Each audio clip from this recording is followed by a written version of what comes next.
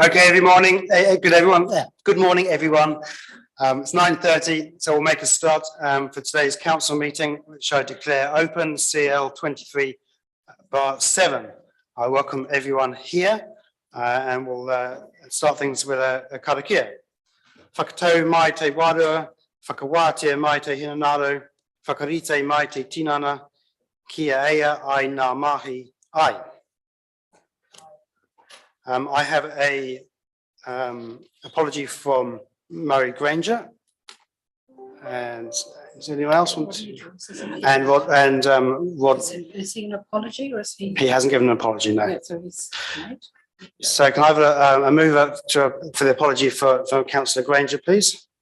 Councillor Murray Benj, Councillor Coxhead, all those in favour, please say aye. Aye. Against, carried. I'm not aware of any late items. Does anyone have a declaration of interest? No. Actually, and I see that Rodney is just right. Sorry? There's a reference to co-living. So, okay. All right. There are no public excluded items. I've had a request from for a public forum from Bruce McCabe of the Mokura Residents and Ratepayers Association. Mr. McCabe, would you like to come and speak to us, please? Thank you.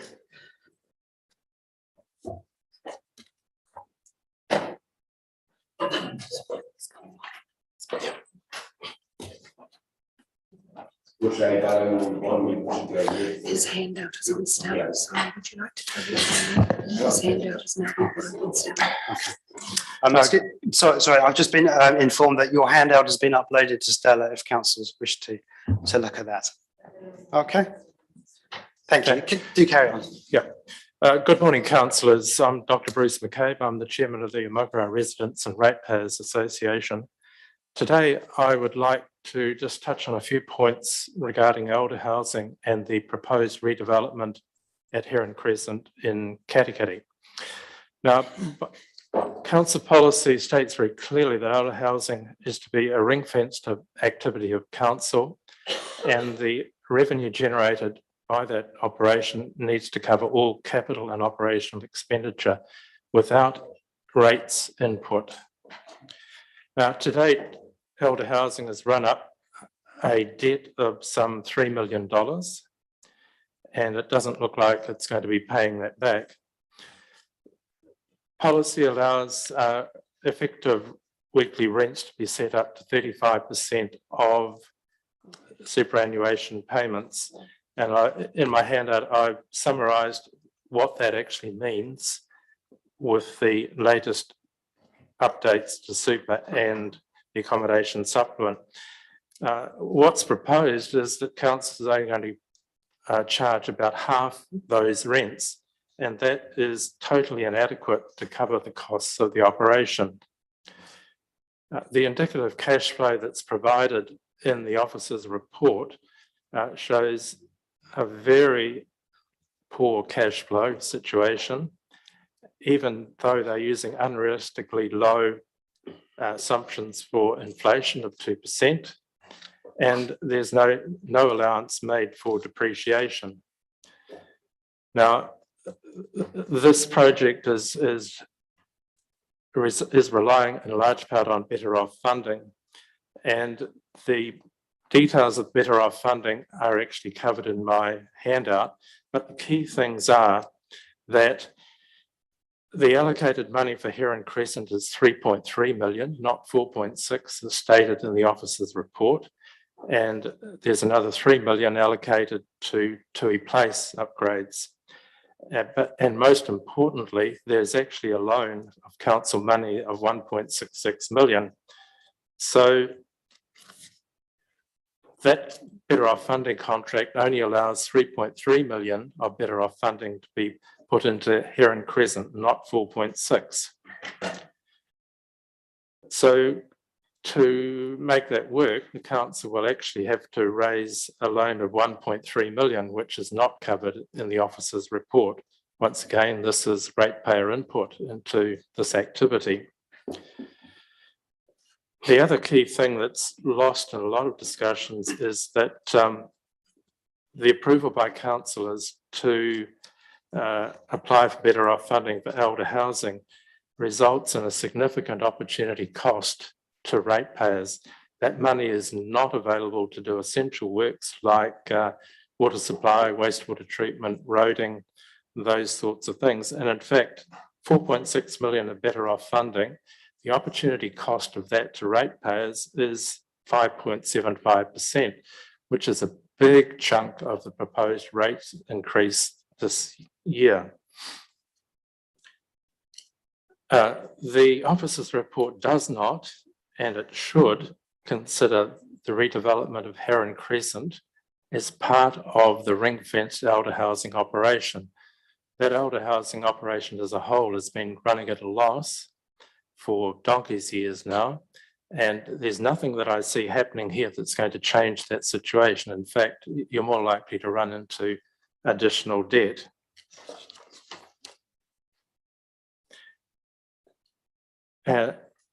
So at the proposed rentals, it's looking at the data that's been provided, the rental income will be barely enough to pay back the $1.3 million council loan that would be necessary to carry out the project, let alone the opportunity cost of better off funding to the community. So in effect, the elder housing operation is insolvent without input from ratepayers. But there is a good side to this.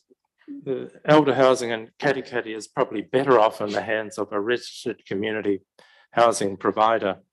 And there is one in Katikati that's just starting work, and the mayor is well aware of them, Abbeyfield, Western Bay. And their model is exceptional in terms of what the elderly people get and how much they pay. That operation is able to charge 80% of the superannuation payment to run the operation, and the tenants get fully subsidised using the income-related rent subsidy, and they get full wraparound cover. They get one person employed full-time, provide all 3 meals a day, do the cleaning and generally help them out. So I think if council really wants to help in the elder housing space, it should reconsider its position and try assisting these registered community housing providers that are providing an exceptional service. Thanks. Any questions? Councillor Coxhead. Thank you, Bruce. This is a topic I'm very interested in as well, and be assured we are looking at the modelling on this. Just a couple of questions I've got. The $3 million debt that you're talking about currently, can you just break that down for me, please? Yes. Official information request, I got the debt as it stood at the end of the last financial year of $917,000. And then subsequent to that, council has spent approximately 1.9 million on Beach Road. And then there will be additional debt, don't know how much yet, because the accounts are not done monthly. The council doesn't run a monthly P&L account. They just tot it all up at the end of the financial year. So it's in excess of 3 million. Okay. Sorry, just if I may, one other. So your rate saving of 5.75%, you're proposing if the 4.6 million was used towards other projects, that would be the rate saving, correct? Correct. Based on the council figures, $800,000 equates to about 1% rent decrease or increase. Thank you. Deputy Mayor Scrimgeour.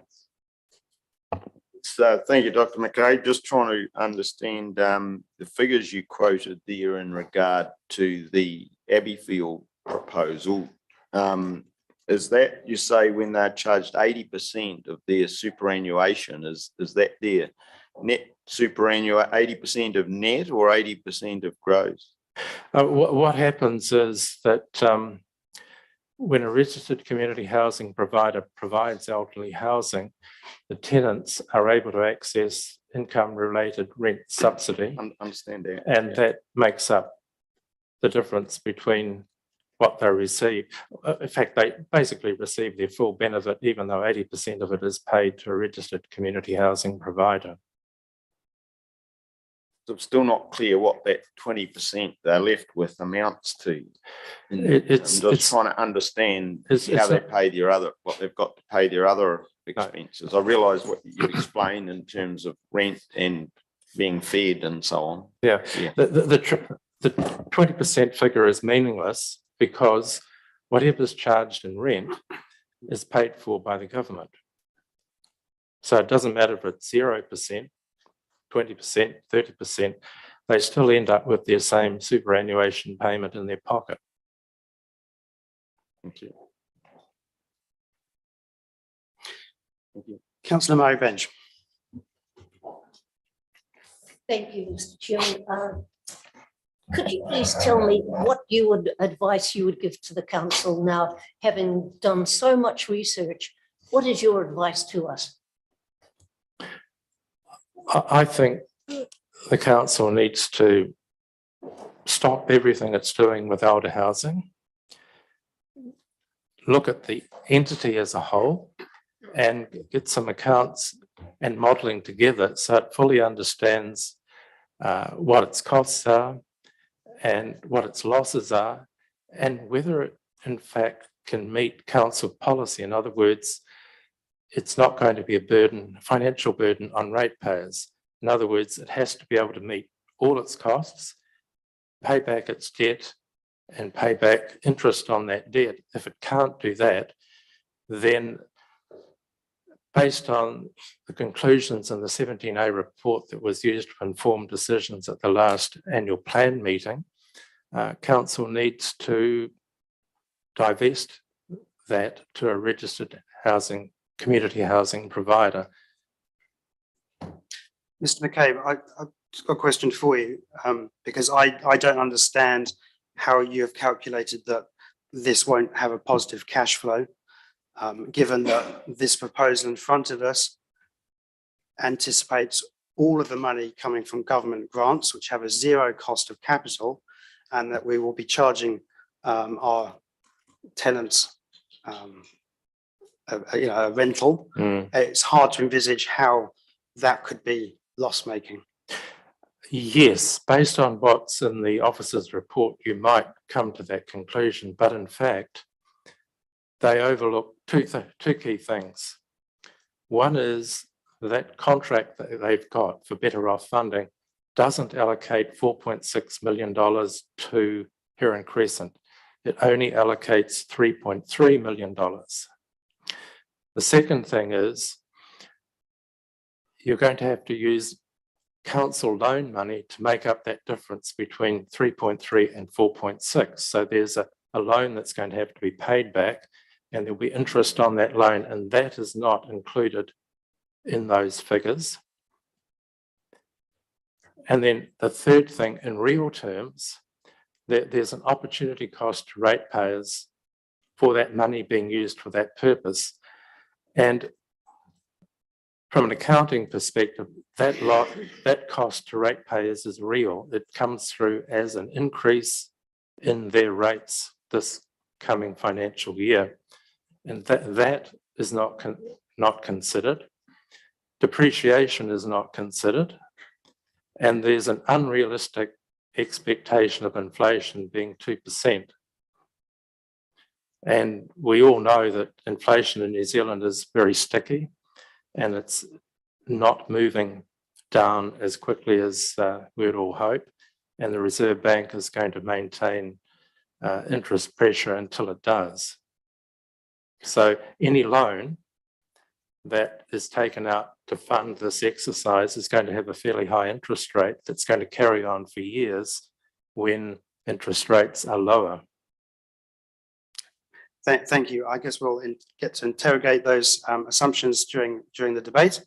But if there's no more questions, I shall thank you for your time, and we shall move on with the rest of the meeting. Thank you. Thank you.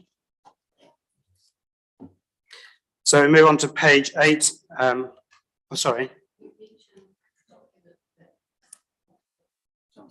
It's on study.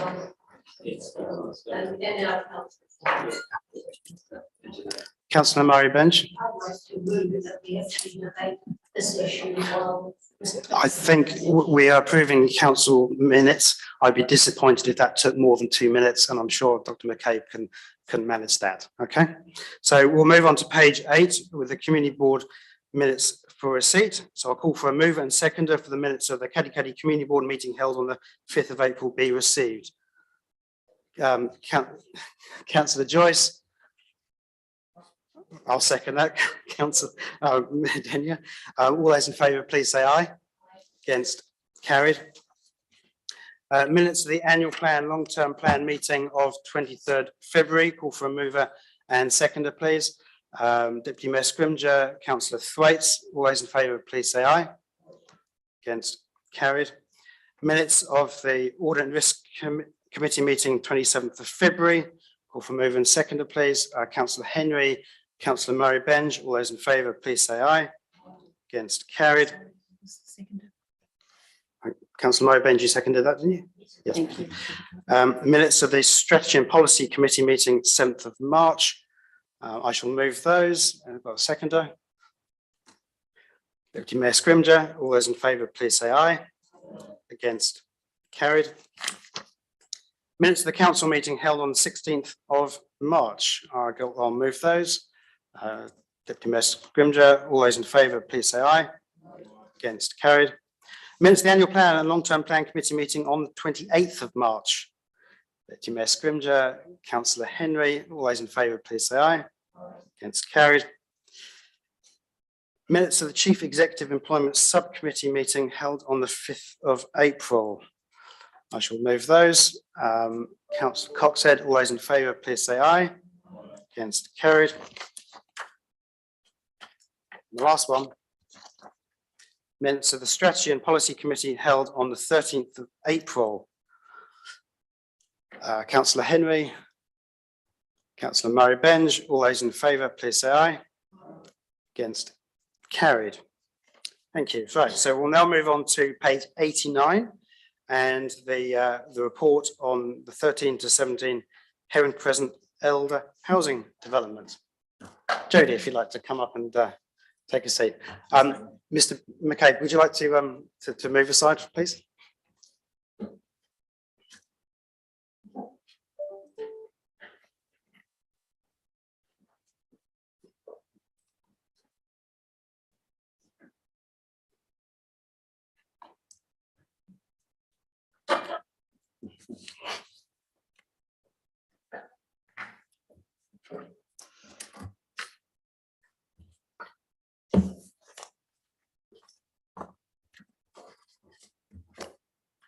Morena Chair and elected members. The presentation that I'm giving to you today is the report for the endorsement of the initial concept design for 13 to 17 Heron Crescent. So what we are hoping to achieve today is to have the initial concept design endorsed so that we can move the project to the next stage. That next stage is the application to the Affordable Housing Fund, should we be successful with our registration of interest. Progressing to the lodgement of the resource consent and for the use of up to the 4.6 million allocated from the Better Off funding as set out in the executed funding agreement. So I'm happy to take any questions on that. There are obviously a few matters that have been raised that would be good to address. I'll kick things off just to pick up on a point that we heard in public forum. Could you confirm how much of the Better Off funding will be applied to this project, please? Yes, so with the application to the Better Off funding, we did allocate funding towards both Heron Crescent and Tutui Place. As you will be aware, that application was a point in time application based on very high level numbers sufficient to make the lodgement to the DIA. The process with the fund is that we then have an executed funding agreement which sets out the two key projects that we're going to allocate funding to. one being outer housing redevelopment and the other one being the progression of Māori housing outcomes. So we have those two adopted projects. So the process from there with the DIA is that we continue to work with them as projects are shaped up to confirm what funding is allocated to those two projects. We go back to the DIA and we reconfirm the conditions of the funding, and that's a requirement of that executed funding document to do that within 6 months of having executed it. So that is the process that we are following there. I think it's fair to say that the DIA accepts that when those applications are put in at that very early stage and really high level work has been done, that things are going to change as you progress through that. And that's essentially the situation here. So I'm confident that there is no issue with allocating the 4.6 million to Heron Crescent, and in fact, the funding agreement does enable that to occur. Thank you. Councillor Coxhead. So Jody, what stage are we at with that, that address at the moment? What's happening at that address? At Heron Crescent? Yes, yes.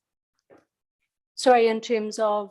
Well, I understand that there's been demolition or removal of buildings, but is there anything else happening there? Just the demolition of the buildings has happened so far, and site works are going to be progressing, yes. So earthworks, you mean? Yeah, so, Yes. yeah, so the earthworks are going to be progressing.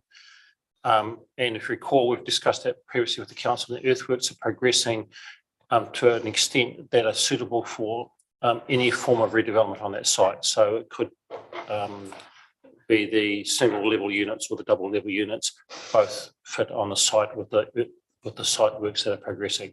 So the council approved that going ahead, and that was to get the site ready to be able to progress to the next stage once you confirm the design options.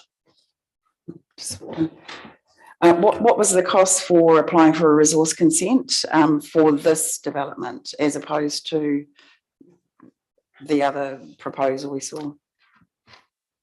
Through you, Mr. Chair, in terms of the work that's happened on the site so far, no resource consent has been required.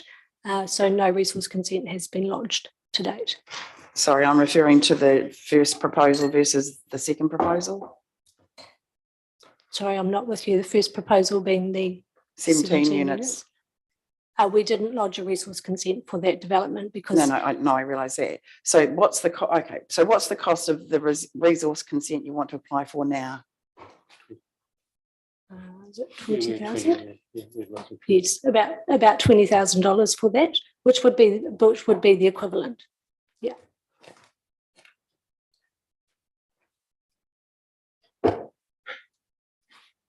Councillor Murray Bench. I suppose my question is really for our chief exec, to the $3 million that we're in debt to this elderly housing. How are we going to actually get out of that and without relying on any ratepayer funding? That's the modelling. That's modelling. Yeah. So that's included in the modelling that you've seen previously. Sorry? It's included in the modelling that you've seen previously, where it shows the how the whole elder housing portfolio operates with the additional units and the income that comes from them. And I think it's, to be clear, just to the elder housing portfolio is ring fenced. So it does pay its share of overheads, it does pay interest on debt, it is a ring fenced activity. It's not subsidised by rates. So my question really is, if that is the case and we want to do further work, is that obviously will increase the debt as well? Further work on what? The next stage of housing. I think with this particular project, as Jody has explained, it's basically going to be funded from government funding. So therefore, we've got income coming in against an asset that is unencumbered. So if in considering this particular project today, it has to be the reality that we are getting income against no debt, which has to have a positive impact on the portfolio. I think I also want to bring your attention to the fact we are considering this proposal. This is not relitigating the future of elder housing as a business for council. So what I would suggest elected members consider is the impact of this decision, not encompassing the whole.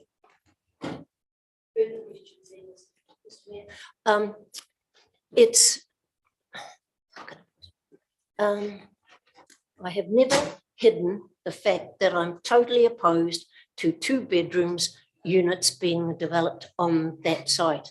I understand that at some stage we approved of 50,000 being the base amount that someone would have going into that facility of ours. But in my view, that's not our job. And so I remain totally opposed to that. Have you taken that into account at all with the alterations that you were doing along with the lift? And how has that impacted on the cost of the whole exercise?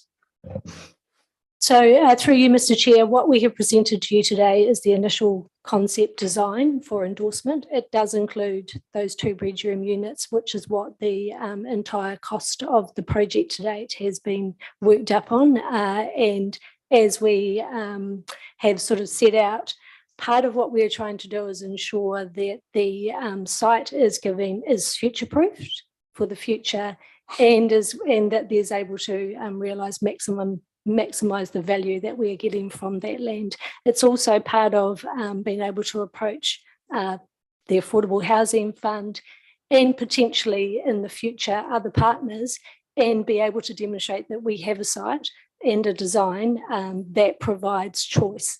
And so that's why we have those 2 bedroom units in there. And we do think that we will have significant demand for those 2 bedroom units. It doesn't change who we're providing the housing for or anything else. And so we have not done any further work on that at this point. Just bearing in mind that this is the initial concept design. So there is still scope to redefine that. And that's we'll be coming back to the elected members once we have that feedback around that. And the extra cost with the lifts going in? So that was the work around providing the platform lists, which we have covered off, and that's included in those costs. Deputy Mayor Scrimgeour. Yes, thank you, Mayor. Jody, just wondered if we could have a little bit of clarification. One of the key recommendations that we're considering is the lodgement of the resource consent application. We've talked in the past about, for instance, if the funding was not approved, we weren't successful in being able to, whatever happened there, that we could stage the process.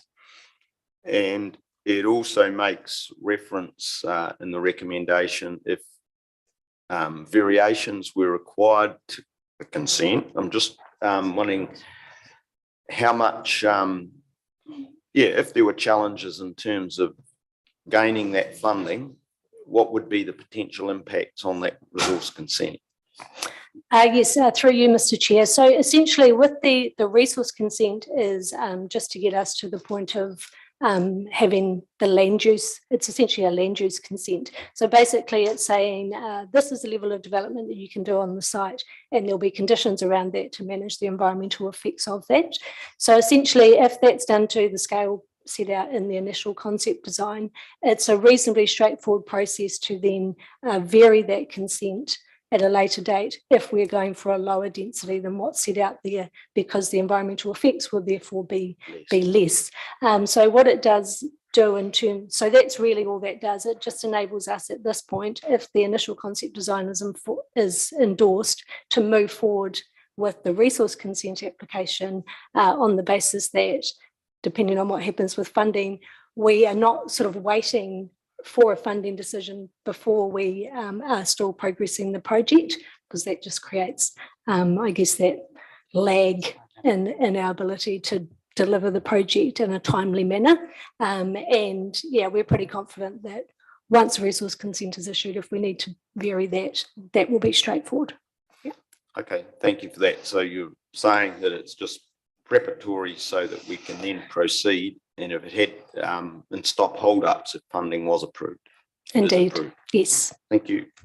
Councillor Joyce. We've been told by our speaker earlier that the current level of debt is around 3 million. Is that accurate? What is the current level of debt across the portfolio? So I think there's two components to that. So one is that the loans that are taken out get capitalised into the activity, and then the activity makes interest and principal repayments on that debt. So at the moment, the activity is making interest payments back, and that essentially goes back into the Treasury account. At the same time, however, there's the current account balance, which is what is currently sitting in the red at 3 million, and it is around 3 million, because remembering the entire Beach Road loan of 1.8 million gets capitalised into the outer housing activity, and then that sits there against the So current about 3 account million. balance. Okay. Well, we've obviously heard from you, and perhaps some of this happened last training as well, but it's been raised again today that we would be better off, and our tenants would be better off, if this went to a housing trust. Can you give us a quick potted summary of the officer's views on that option? I don't mind which one that comes from, but let's get it on the public record so people know the reasoning of why we have not done that so far. Yes, through you, Mr. Chair. The first point that I want to address is Abbeyfield Trust. My understanding is that Abbeyfield Trust is not a registered community housing provider. The development that they are proposing to do in Katikati will not be eligible for the income-related rent subsidy. And the way that I know that is because they have applied to the Affordable Housing Fund for a funding grant. The Affordable Housing Fund eligibility criteria excludes operations where the income-related rent subsidy can be applied. So the Abbeyfield that is being built in Katikati, those tenants will not be, the income-related rent subsidy is not factored in to the operating model for Abbeyfield there. I think that council did thoroughly canvass the option of moving towards a community housing provider model through the Section 17A review. Essentially, there are a couple of, I guess, key considerations with that. One is that the income-related rent subsidy, that model is essentially a model for community housing providers that are providing social housing. The grant comes through from the Ministry of Social Development, and the Ministry of Housing and Urban Development approves those, and the tenants, there's requirements on the community housing provider as to who they can place into their housing around that. So it's a legal arrangement between the community housing provider and the government sets some pretty tough conditions around that. So one is that the starting point is that tenants come from the social housing register into the accommodation. There is an ability in some instances for community housing providers to state which cohort they are providing the houses for, but there is no ability to formally say that housing is only for older people. So it changes the nature of what is being provided through that community housing model.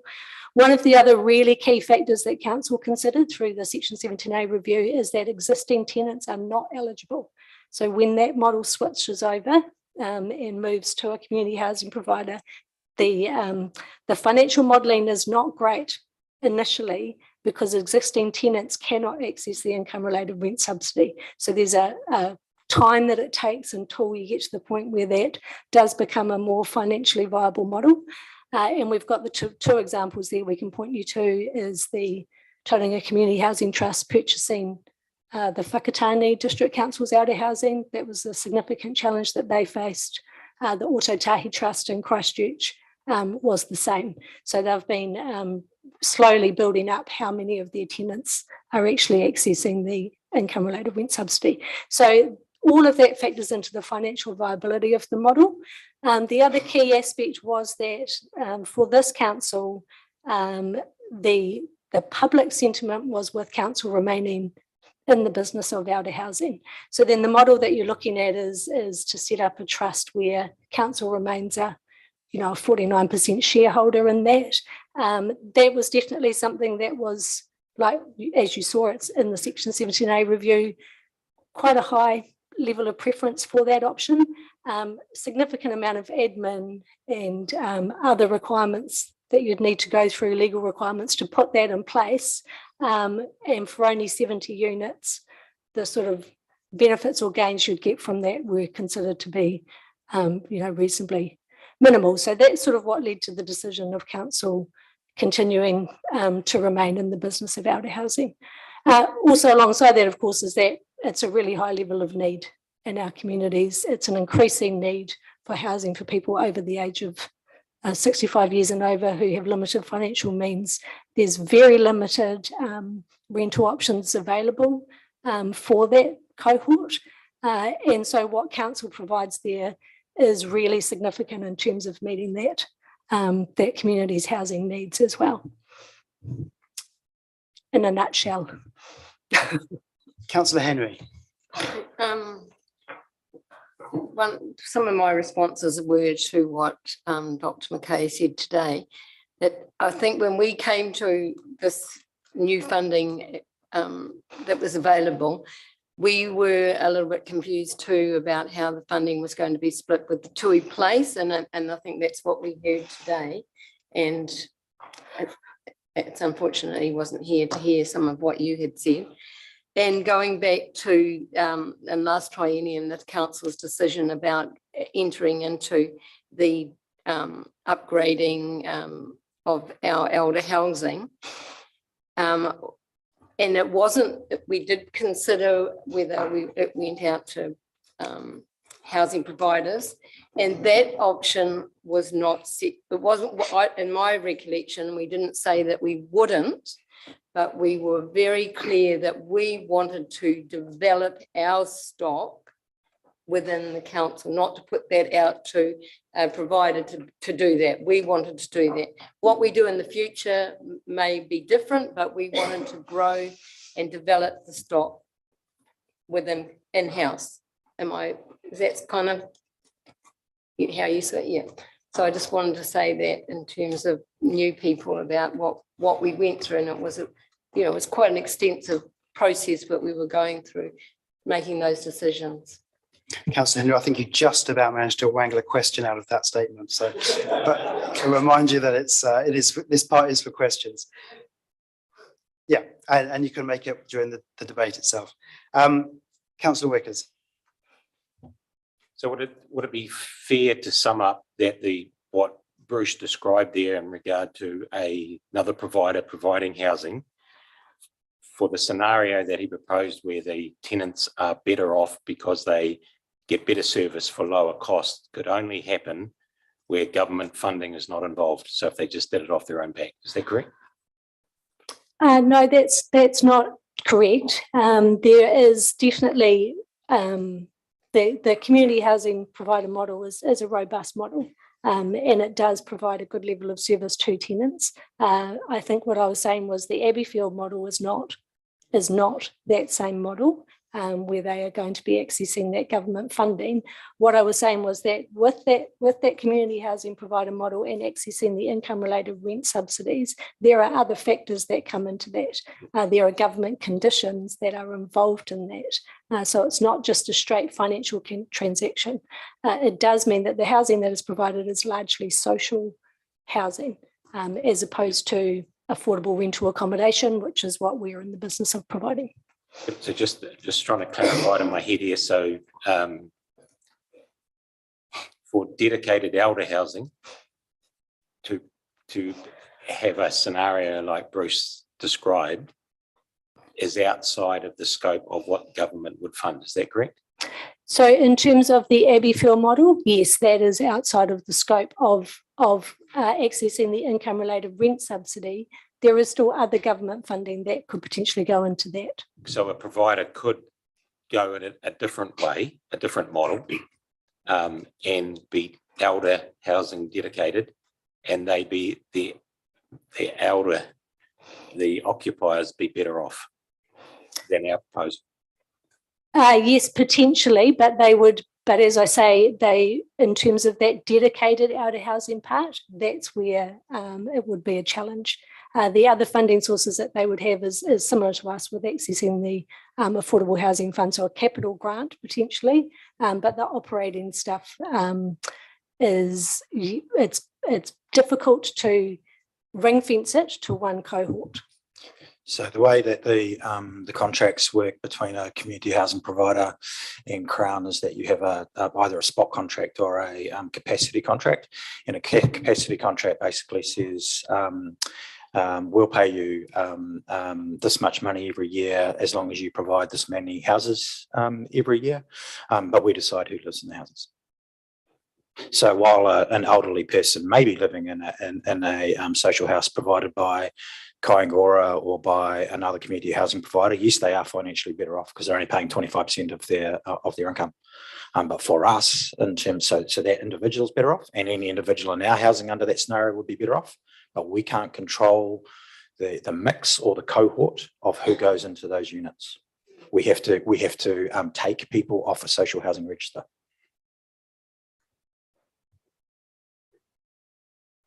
It's still not quite answered. Okay. Yeah. I'll try again. Yep. So I understand what you're saying there, but is there a scenario where it can be dedicated to elder housing? No. Thank you. Not with the income ladder rent subsidy. Abbeyfield can do that because they don't get it. Yeah, understand. Just reminding again, this is not revisiting the section 17A review. This is about this development here. Okay. So I have Councillor Coxhead. So just a couple of questions, Jody and or John. So just going back to that about the existing tenants, talking about the IRRS, if that was an option, they would presumably still be eligible for the accommodation allowance, wouldn't they? Yeah. So they'd be no worse off in this. Yeah. Okay, that's fine. So when do we hear about our successful, or sorry, next stage for the being called for the RFP for the grant? So through you, Mr. Chair, we've been notified by the Ministry for Housing and Urban Development that they are going to be making decisions no earlier than the 8th of May. So at the earliest, we will hear on the 8th of May whether we have been invited to move to that next stage, which is the request for proposal. Just to be clear, that still doesn't guarantee us the funding. And last question, just with the $3 million existing debt, just given that this spreadsheet here, or this cash flow forecast, I should say, doesn't actually include that in the forecasting or the other income for that matter. How long would it take for the $3 million that's currently in debt? Sorry, just can't recall from what I've seen. How long before principal is repaid in full? How many years? So I think there's two different aspects to this, and I think that what we have is the debt that sits within the activity that repays principal and interest. So that's the $1.8 million Beach Road loan and the previous loan that was taken out for things like the healthy housing upgrades. So with that debt, the principal and interest on that debt is paid back, I think, over a 25-year period. So that is factored into the model to pay that back. But because that debt gets capitalised into the activity, it shows up as a deficit in the current account. So the current account balance, which the activity also pays interest on, takes a longer period to come back into the black, but we do anticipate it doing that. We would need to, basically you need to work that through once we have a more sort of detailed design and know how many units we're going to be building and a bit more certainty about the revenue that we're going to be generating, to see across the entire portfolio what that back into the black against the current account deficit, what that time frame would be. So are you saying with the principal and interest debt term of 25 years, is it at 5%? Is it a floating? I think it was 2.8, wasn't it? But is it 5% now? I believe we have modelled that at 5% from those previous models that were done, but I'd need to go back and check. So it's a floating, you can't fix presumably with the LGA funding, is that right? Those are set through council. It's an internal loan. Okay. It's funded each year at the council standard that you set in terms of the average cost of capital on debt. Yeah. Right. And so the current account deficit, that's that interest cost, is it, what percentage? Is it the same or is it 2%, because the 2% is modelled here? Yeah, I think our treasury policy sets it at the same. So every So year, five-ish. council Okay. sets that. It might be close. Okay, thank you. Councillor Murray Benj. For as long as I can remember, I've been supportive of elderly housing.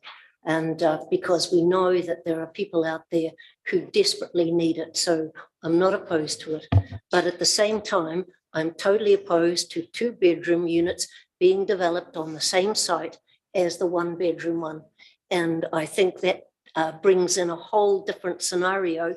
And I find it difficult to accept that one. But in February 2021, our debt was 388,699, and it's risen now to, in June 22, to 917,445. Of that amount of debt, how much is that attributed to this Heron Street? Nothing. So that debt change would relate to the Beach Road units. So if you recall that the history of that account is that it's always sat in debt around $400,000 to $500,000. But over the last 10 years or 15 years, the existing units, a lot of them have been upgraded. You upgrade bathrooms, there's $15,000 a time. They've met the healthy home standard, the heat pumps. So there's been capital money spent on the way through, but the debt has tended to sit around the same level. So the housing portfolio before Beach Road and before Heron Crescent has always sat around the same debt level, around that $500,000, while still doing improvements. And most of those improvements have been done. So when you look at the overall, now if you add in Beach Road, which is there's some additional units to help pay off the debt. And then if you look at the cash flow for Heron Crescent, there's funding there that will help pay off the debt.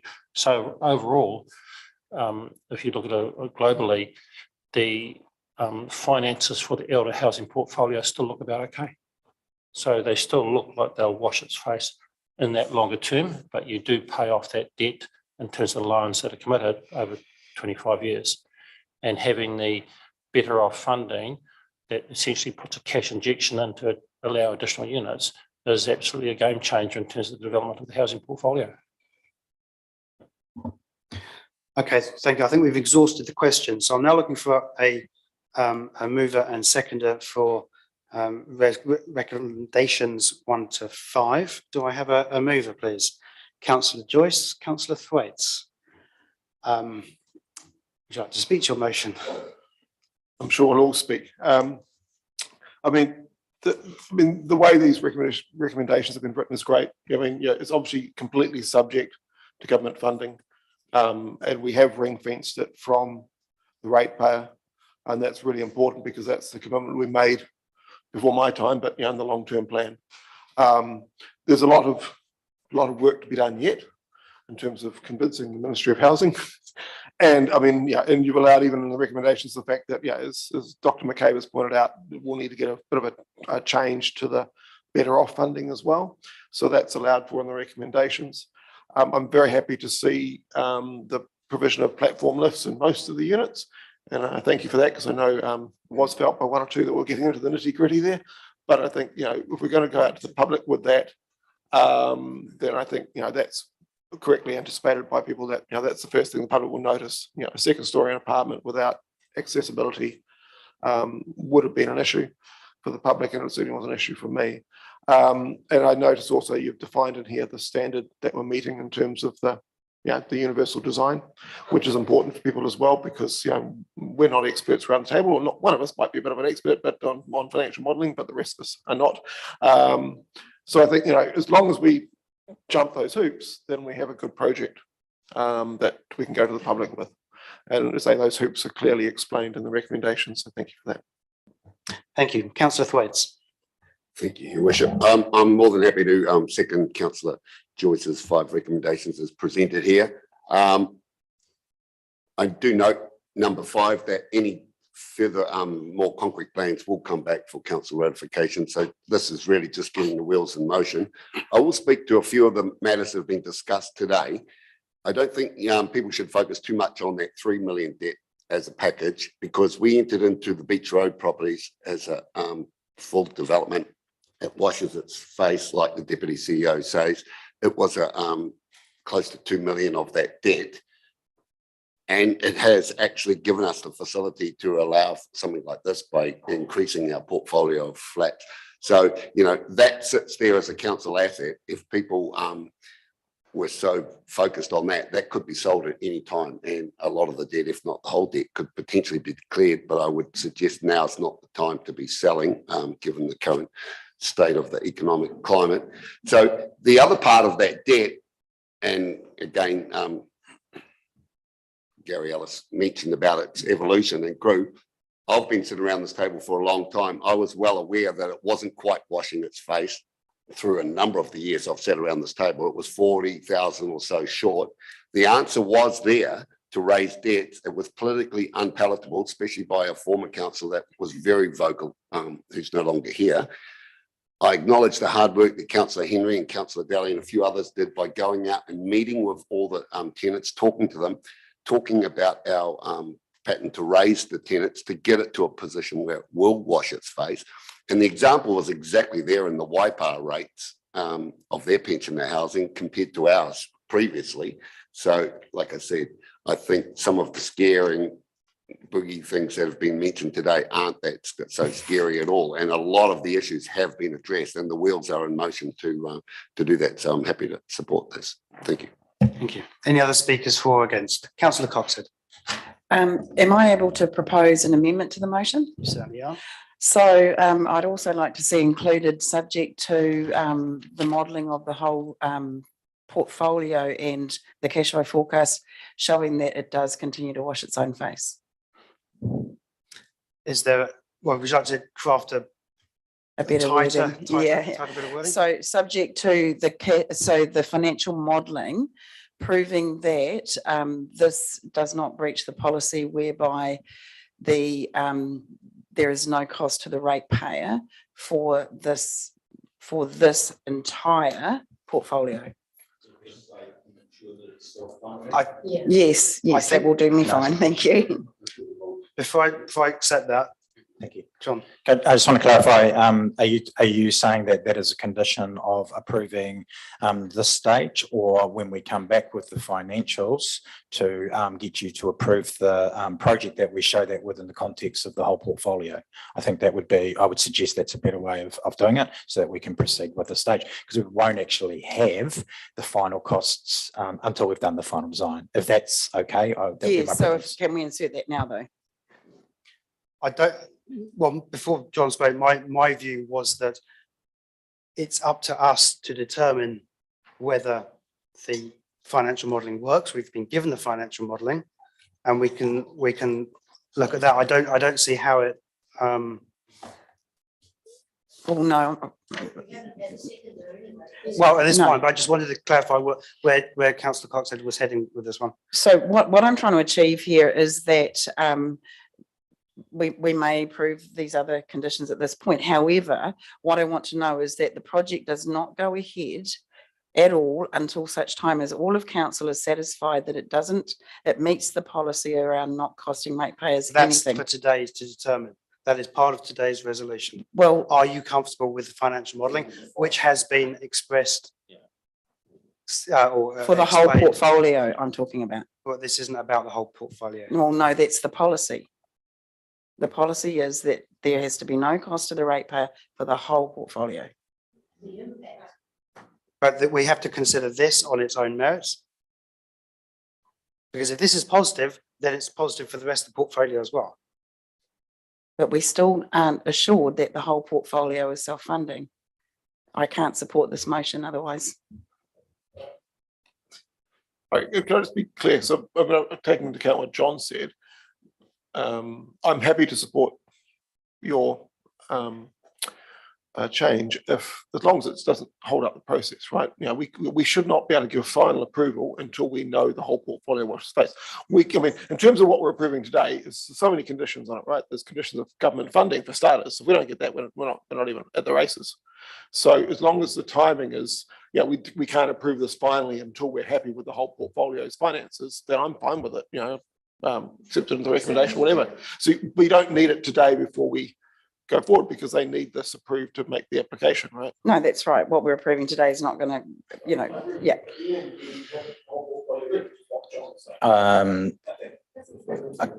I just feel slightly that we're holding this project to ransom to the outcome of what you're asking for. We know, regardless, we know at the moment that the portfolio is washing its face and is not impacting ratepayers, and Councillor Thwaites talked about that, so we know that. We also know that it's impossible for this project to have a negative impact on the activity account. So regardless of the current state of the activity account, this can only be good for it. So why would we hold this project at ransom? We're not holding My it. words. My words. So when you come back with the costings, I feel that it's appropriate that council gets the full financial picture of the whole portfolio, because the costings might not be what they are predicted here either. So I don't think there should be that last step inserted. If the costings are different from what they are here, we're going to be proceeding if they fit within the government funding that we are given. So Councillor Cox said you've moved an amendment. Are you happy to second it, or is? On that basis, that it just forms part of the vote process before we finally agree. I mean, I take your point, John, but yeah, you're confident. So it's not really holding it to ransom if we're all, yeah. Okay, Councillor Cox, would you like to speak to your motion? Point of order. Your amendment? Point of order. Councillor Daly. Is Rodney able to second that amendment if he's proposed, move the first? No, he's not. Yeah, he does. So you can't. No, sorry. Point of- Thank you for spotting, Councillor Yeah, Daly. Point of order, Mr. Mayor. Councillor Murray Benj. Councillor Joyce could add it as a further recommendation if his seconder was in agreement. I'm not going to accept it as seconder because we could they have to be painted blue, the roofs have to be white. This is a long-term plan issue that Councillor Cox said is raised. It's about to come up. We've started the project, the process, that the budgets are going to be put in place.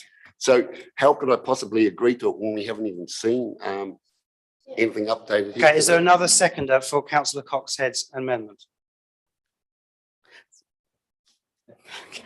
Councillor Sol, you're seconding it. Yes, sir. I will second the motion, at least, the amendment. There are still lots of concerns further down, I think, in this whole thing, and any little safety things for this council, I think, are important to at least be considered. And I'd just like to see it basically debated at this point and voted on that amendment. Did you want to speak to? What I'm trying to ensure is that everybody in council is complying with the policy in a governance position and making sure just that everybody understands exactly what so that it does meet the policy. So all I'm asking for is that the financial information be provided to all council once we have the final details, and it doesn't proceed until such time as we have that. May I ask at what point or in what format? Because we'll have to formally approve that. So it would have the effect of putting it out to the next council meeting, for example. When are we expecting the information? It's up to, well, you've asked for the modelling on the whole portfolio. Yes, correct. I have to ask the chief executive when that might be available. I thought it had been provided previously. I've already come back with other questions. Well, I don't think anyone else here is aware of that. Yes, Jody is aware of it. The council, I mean. Okay, look, any more speakers Councillor Joyce for this amendment? Councillor Henry. The way I understand it is that if we don't have the actual costings of it at the moment, and I'm assuming that we will get them when they're done. You know, when we know that we've got the money and we're going ahead, we will get that. And I think that it's fair in some way down the track that we actually see when those costings come in, how that sits across the whole portfolio. But I don't know whether we can do that now. So I would not support that and to have the recommendation to go ahead as they are now. And with the knowledge that we will get that sometime later, once we know the outcome of the funding, and then we move forward with that. So I'm not supporting. Okay. Councillor Crawford. So what Councillor Grace Cox has said, is it approving, seconding to what, or agreeing what she said, is that going to stall progress? Hence, the buildings are gone. Gary's talking about the land being made ready. As I said, this amendment would have the effect of having this lie on the table till our next meeting. Yeah, so, Sorry. yeah, so can I guess it's just a simple question.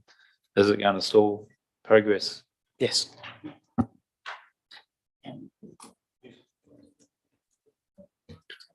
So it would stall progress. So the way I would interpret that amendment is that we couldn't proceed with resource consent. That would also potentially, we wouldn't have council endorsement for our affordable funding application. So in my view, it absolutely stalls the project. Councillor Joyce. I think we really need clarity on this because Councillor Coxhead is not suggesting removing any other recommendations. So that all go ahead. All she's asking is for this to be checked against the whole portfolio before we give final approval at the end. And as long as that's the case, there's absolutely no stalling. That is the case. Yeah, so. So can you please repeat that last point? Sorry? So as long as she's asking for it as part of this process, right, we go ahead with all the other recommendations. And then before we make our final approval, just like we're going to check against the Ministry of Housing, just like we're going to check about the Better Off funding switch. Yeah, we've got a lot of hurdles to go across here. No one's suggesting we stop that work while we get this portfolio financial check. We're just saying as part of the process, and I think it's a wise thing to do, as part of the process before we make a final decision, once we have all the costs and things, let's just make sure we have that. And from what I understood, it's going to be part of the process anyway. So she's not asking for any delay at all. And I don't quite know how we can interpret that as a delay unless the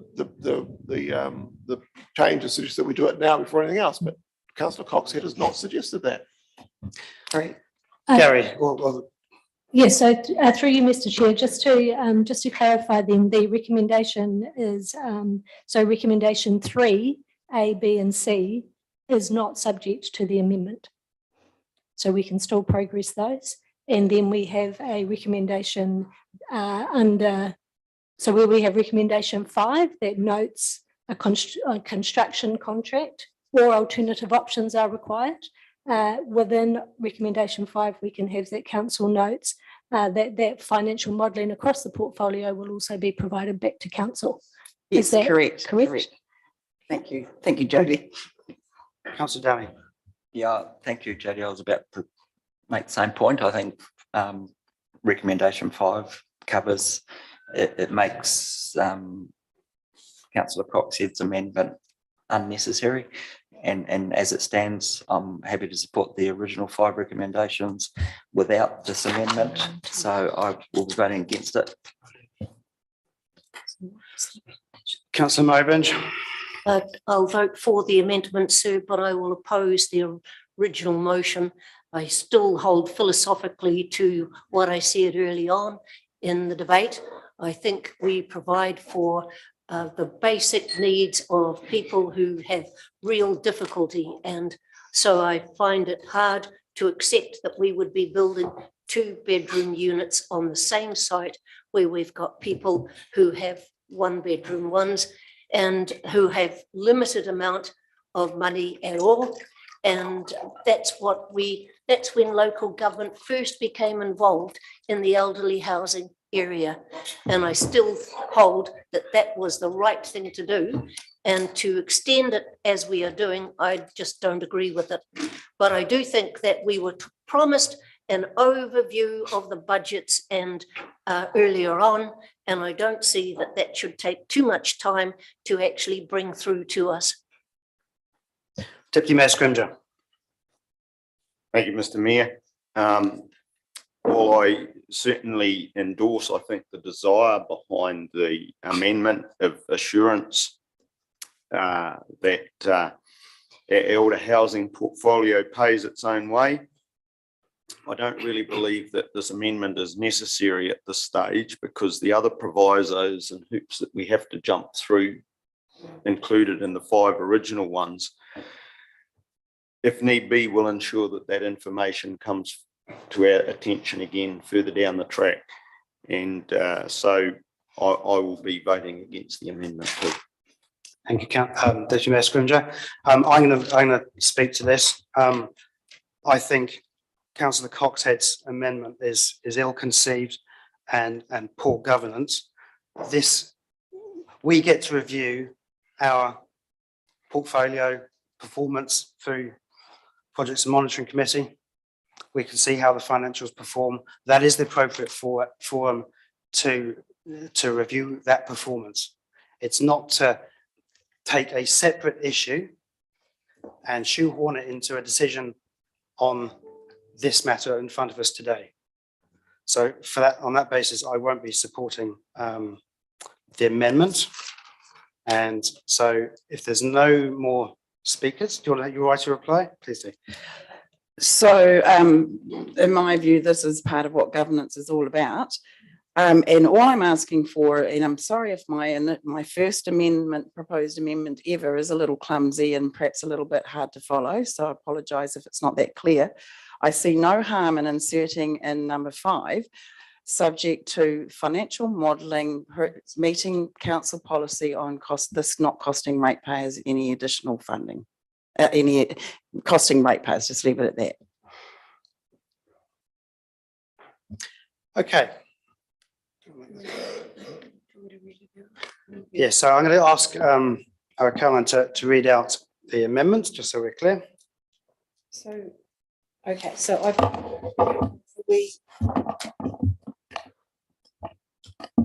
I've just written subject to their financial modelling, not breaching council's policy, so that there is no cost to ratepayers. Yes, thank you.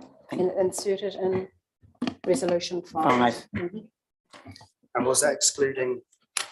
I thought that was not going to impact resolution 3. Was that correct?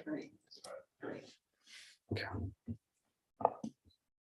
Okay, with that, I shall put the amendment. So all those in favour of the amendment, please raise your hands. 2, 3, 4, 5. All those against the amendment, please raise your hands. 2, 3, 4, 5. Oh. Okay. Yeah, please. So I have a casting vote, and I shall vote against the amendment. So we'll move on to the original. So I declare the amendment lost, and move on to the original motion, and call for more speak. Nothing, and it was 5 votes, and 1 person not vote. 1, 2, 3, 4. Someone didn't vote, so. 5 or 10. Should we? Okay. Okay, all those in favour, please raise your hands. 1, 2, 3, 4, 5, 6. Okay. Fine. Okay, so the amendment is carried. Oh, sorry, all those against, please raise your hand. Just to check. 2, 3. Right, 4. Okay, right. So the amendment is carried. All right. And so now we move to the it becomes a substantive motion. So I call for speakers for and against that. The mover of the motion has already exercised his right to file immediately. No. Oh, on the amendment, yes. But I'm asking, be that as it may, I'm asking for speakers for and against the motion. Councillor Scrimgeour. Well, even though I voted against that amendment, I will be supporting this new motion on the basis that the assurances we've had that this will not delay work on those particular points in regard to applying to the Affordable Housing Fund, lodging the resource consent. We've already talked about that in another forum this morning, of the reminded of the great lengths of time that can be chewed up. And so it's important, I think, that that proceeds so that we're ready to build if that opportunity becomes available. So yes, I'll be supporting this. Councillor Henry. I'll be supporting it also, but in reflection of the discussion that we've had around the table, I do concur with the sentiments of the previous amendment. But I believe that in terms of our role in governance, that we would be presented with those figures as we progress through this development in Heron Crescent. That is the full costings when it goes out, because we're not looking at the plans that we've talked about. The plans are not what we have talked about, so we need to see all those and to be kept abreast of all of that as we move through it. And that's why I'm supporting this. So we are going to go ahead with a full council support for the application that we hopefully are going to be successful with. Councillor Thwaites. Do we have some new standing orders that I'm unaware of? Please, Can I get a copy of these standing orders that allowing this debate now? No, because we haven't had the debate on the substantive motion. No, there's no debate under our standing orders. You put it became it, and so that's it. No. We have moved that the amendment is now the substantive motion. Okay, so now we're debating the substantive motion. All we were debating before was whether Tracy's amendment would be the substantive motion. Did you want to speak? No, okay, Councillor Solomon. Yes, thank you very much. I'm really quite strong about elderly housing and housing in general. So to me, it's great to see it moving. I just have to say that I also am very aware of how our society is facing so many challenges, shall we say, financially, and in that, so you can take housing, food, all those things that how they manage to live. I guess there's a lot of people, I believe there's a lot of people that are going to drop into the social housing sector if things don't run too smoothly soon, and so on. So looking after our elderly in this case, and creating more opportunities for them to be housed is really important, and that it not be a drain on the ratepayer is just what it's about to me. We need to be sure of that. I'm very happy to support the motion and for the works to continue at present. Councillor Murray Bench. Sir, I will be voting against it. I said philosophically I'm opposed to the 2-bedroom units being used to be built. We have a limited amount of money, and the more 1-bedroom units that we can develop, the better it will be for our community. And with inflation eating into everybody's savings, I think it behoves us to actually meet the greatest need that we possibly can, and that's for 1-bedroom units to be developed. Apart from anything else, it's budget-wise, I think it's more sensible. I would, however, commend Jody for the work that she does in this area. I have not had the experience of working with someone who is so knowledgeable and who really is so dedicated to what she's doing. And I thank her for that, sir. But at the same time, I just am totally opposed to the design that we've got there at the present time, and I'll be voting against it. Yeah, I'm going to speak speak for the motion. Again, housing is the single most important thing we can do for our community's well-being. We've seen clearly how this proposal meets the requirements for council not to require ratepayer funding for it. The redevelopment of our elder housing has been extensively consulted through the LTP, and there's a strong majority in favour of that. And it exactly captures our intention of leveraging council resources with central government funding. And if we're not successful with the Affordable Housing Fund, then it will come back for us to consider other options. I think there's some arguments presented earlier in public forum which don't stack up. The opportunity cost is simply not how you do this sort of calculation. You have to consider it on a cost of capital basis, and the cost of capital for this is 0. So on that basis, I'll be voting for. Councillor Daly. Yeah, thank you, Mayor James. I think you might have missed my request to speak, and I acknowledge that maybe you can I have the last word, but my sentiments are very similar to yours. We did consult extensively through the long-term plan. I think we got a clear message that our community wants us to remain in this space. We developed a housing policy. We said we wanted to be aspirational in the housing space. And I think this serves that purpose, serves that goal. If we didn't have the Better Off funding, if we weren't able to access the MHUD additional funding, we'd be doing pretty much nothing, I think. So from my point of view, it makes a lot of sense to go down this path. And I'm quite happy that we are doing it. There's a lot of things that if we put a rider on it, there would be no rates impact. We wouldn't do a lot for our communities. So overall, I'm fully supportive of these recommendations. Thank you. Councillor Wickers.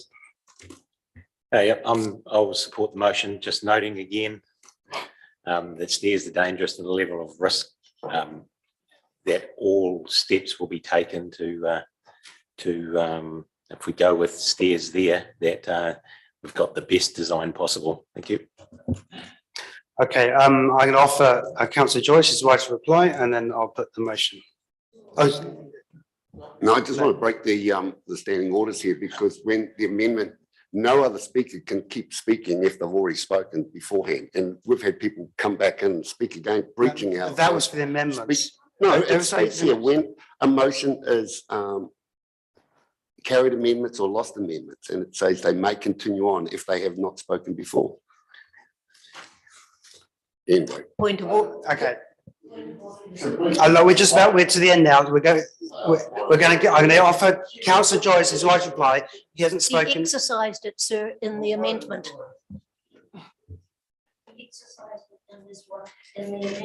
He didn't. No, remember, he didn't second it. Yes, he can speak to it. He had the right to speak to it. He had the right to exercise his right of reply, either one, like the first one. He had the right of reply. He had the right to either have his right of reply during the amendment or with the original motion. He chose to speak to the amendment. He spoke to the amendment. That was not his right of reply. Yeah, but it was. I'm determining it's not. Councillor Joyce, would you like your right of reply? I'll keep it short, okay? Is a compromise? I welcome Dr. McCabe's contribution. I mean, I think our resident associations do a good job trying to keep us on the straight and narrow. We don't always agree with what we say. They do obviously have the problem. Sometimes they don't have all the information, but it was an honest attempt to keep us. I'd like to cover up a couple of points that he raised. One is he criticised the 2% costing for rising costs and how that matches with inflation. As I understand it, we've put 2% in for rent increases and 2% inflation just to keep it neutral. We're dealing with real dollars here, not nominal dollars. And so the idea is that, yes, the inflation rate may vary, but so will the rents. And we just needed something constant. But it was a good question to raise. He also raised opportunity cost. Yes, there is an opportunity cost, but we've accepted that. The public's accepted that, as the mayor's pointed out, through the long-term plan. You know, if we don't do this, we could do something else. We couldn't do anything else with the better off funding because that was what it was applied for. So, but overall, you know, if we're committing effort and council staff time, but that's the choice we made because we see the community need, and I don't think we should be ashamed of that. I would like to ask a question, if I may. Councillor. I think we're out of time for questions. Councillor Murray Benj has raised the issue of 2-bedroom units. I'll give what I understand the answer to be, and you can tell me if I'm wrong. Point of order, Mr. Chairman, he's not to introduce new information in his right of reply. Indeed. I'm answering Councillor Murray Benj's point. Is that not allowed? You can answer it, but we're not asking questions at this point. Okay, that's fine. I won't ask any questions then. Okay, I'm learning as well. But I understand that's needed for the Ministry of Housing application. So they want it. So if we want the money, we've got to play by their rules, and that's why it's in there.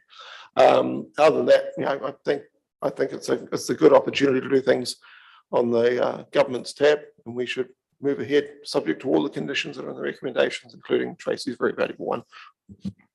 Okay, I shall now put the motion. All those in favour, please say aye. Aye. Against? Carried. Record Councillor Murray Benj's vote, please.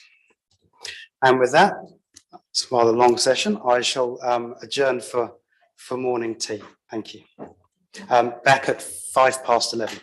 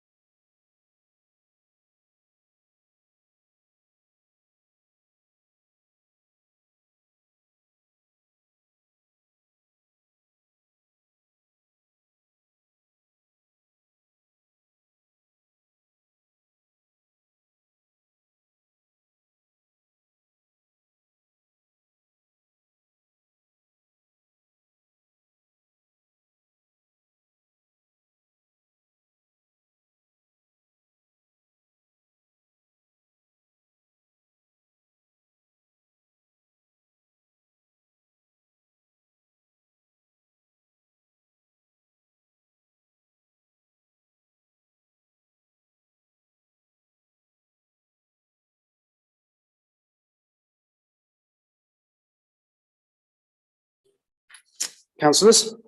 So I'll move to page 116, the Tapuna Quarry Park Management Agreement. And we've got Peter Watson and Shona Purves, but I'm sure Peter will introduce her more fully. Thank you. Good morning, Your Worship and councillors. Yeah, so Shona is the president of the Tapuna Quarry Park Society. So she's come along today just to answer any queries you may have, but just also to represent the quarry park on this management agreement. Yeah. So basically, the report kind of speaks for itself. The management agreement's been in place for quite a number of years now, 20 plus years, and it's worked very well as a model for council and collaborating with a community group. The group out there have basically all volunteers. They do a fantastic job. They've placed Tapuna Quarry Park on an international standing that people come here and visiting from overseas to visit the park. There's a good following on its website and that type of thing, and they've been a lot of good work, and council's invested a lot of money up there over the years as well to complement the work that the guys do on the ground. So we'd like to, the recommendation is to continue with the management agreement. We think that's a real good model that enables a community to get on and do community outcomes. Their volunteer time is immeasurable, I guess, in value. So that's all I have to say for now, unless there's any questions. Thank you, Peter. I'll open it for questions, and I see Councillor Murray Benge is straight in there. I'd like to move the recommendations and I'd like to speak to them. Okay, I'll bear that in mind, but I'll offer it for any further questions if anyone would like to ask. Councillor Joyce. So we've got a 5-year management plan, but we're reviewing the reserve management plan in a year or so. So how does that work? So what this is a management agreement, not a management plan. Yeah, so the management plan is like you've just done for Te Puke and what have you. So we'll be looking at that. It was agreed in the work program for the policy group to do the management plan for Tapuna Quarry Park and Huharua Park in 2025, because they're closely associated, those two, so and affect the same community. So the agreement will carry on its process. In order of hierarchy, the management plan or development plan take precedence over the agreement for what needs to be done. But this is just really about the day-to-day management and getting stuff done there. Yeah. So the plan is subject to the agreement is subject to the plan, so it may need to change. I mean, the work is good and I've been up there, it's great, but what you're saying, if the management plan goes in a different direction, then the agreement will follow that. Correct. They intellect. Any further questions? No, in which case, Tracy. Oh, sorry, Councillor Coxhead. Just a question about one, I think there was a stolen defibrillator. Was that replaced? No. No, sorry, we are at a loss really what to do because it was stolen off the wall. If we replace it, is it just going to happen again? So the suggestion was we lock it in the gallery itself, the building out there that is lockable. But the whole idea was that it was available to the public, and that wouldn't be available to the public then. So at the moment, nothing has happened about it. And the other question I had was about gates, whether that was A, an option, and B, was it desirable? The last one, the gates themselves, we've had several issues over the years with the gates. Originally, they were locked by padlock, and local people would come up, and our neighbours, Shirley and Joe, would come up and unlock and lock every day, all day, and it had to, if they went away, someone else had to be in charge. So we then put it on an automatic system where you drove up to the gates and they'd open. They'd stay open during the day, but you could get out at night time if you were inside. And that has caused so much problem because if people didn't want the gates to shut, they held them open. And the boat, I think the last lot cost us $10,000, and they bent the motors out on them, so we gave up on gates. So we now have a bar, a lockable padlocked bar on either side, one up to the men's shed where all the equipment is, and the other one up to the main track, and they're actually working really well, generally. Okay, so if no further questions, I shall ask for a seconder for Councillor Murray Benge. Councillor Henry. Are there any debate? I would like to comment because councillors don't really know what Te Puna Quarry Park is all about. And I'm delighted that Tourism Bay of Plenty are here as well, because it's something that is really quite treasured by the local community. And I'm amazed at the number of volunteers that you have been able to develop there, Shona.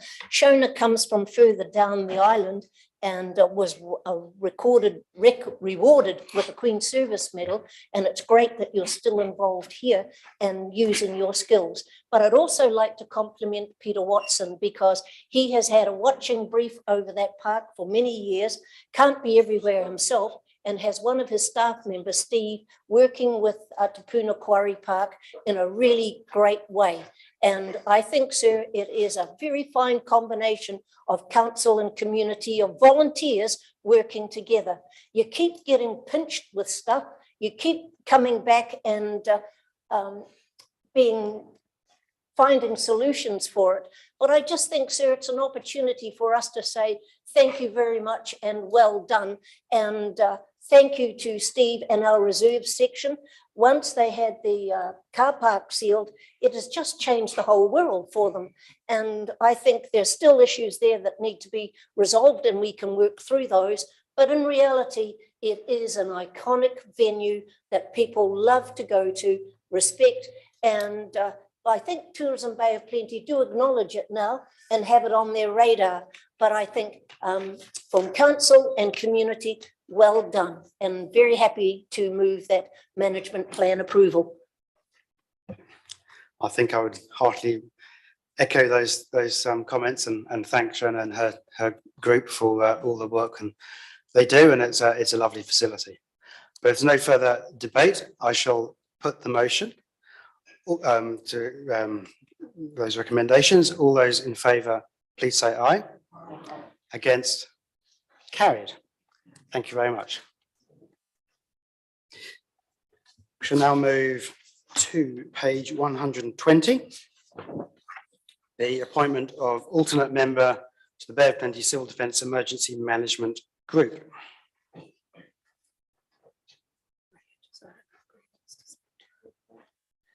I don't know if Graham wants to speak, but I'm happy to just.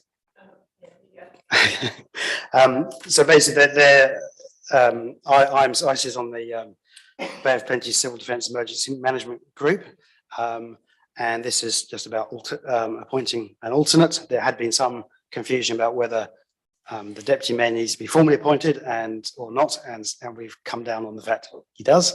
So that's what this report seeks to do. Councillor Thwaites. Councillor Murray-Bench seconding. Any debate? All those in favour, please say aye. Aye. Against? Carried. Congratulations.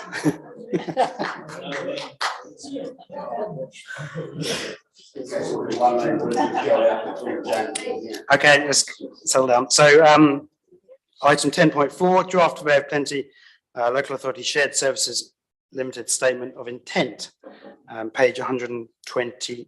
Do any of staff members talking to this? Hi, Jetty.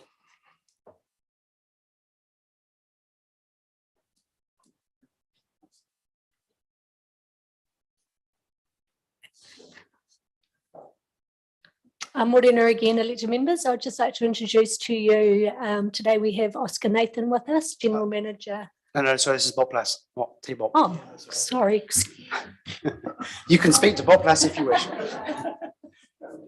Actually, John, did you want to speak to Bob Lass? Yeah, just very quickly, I'll take the report as read.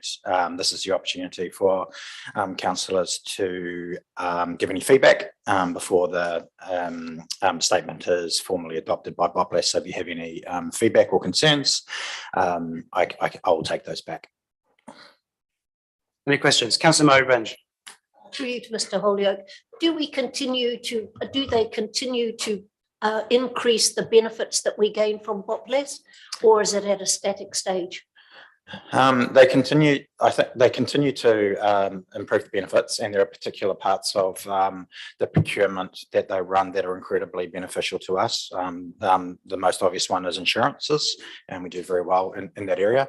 I think what we need to do is just stay at pace with other things that are changing. The government government rules of sourcing and the government procurement processes are also offering us a lot of benefits in terms of joined up procurement. So I think it'll be important for us to keep monitoring the benefit as we move forward, as some of those other offerings come our way as well.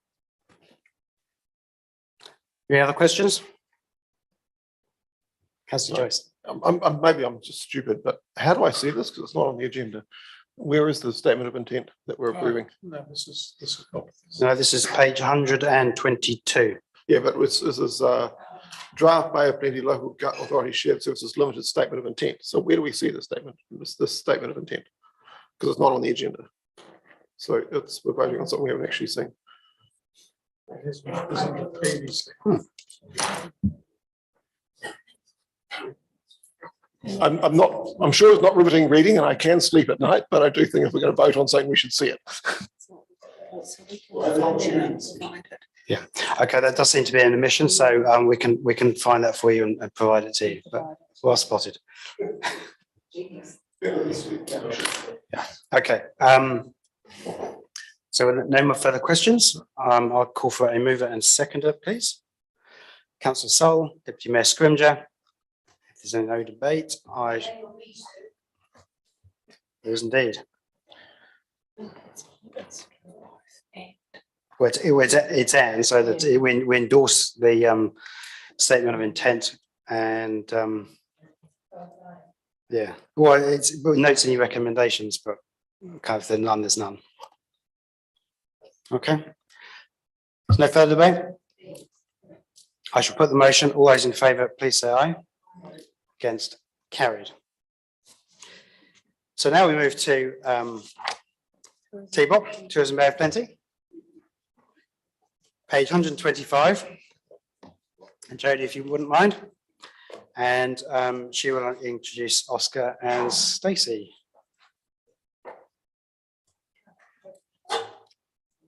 She thought she got away with that.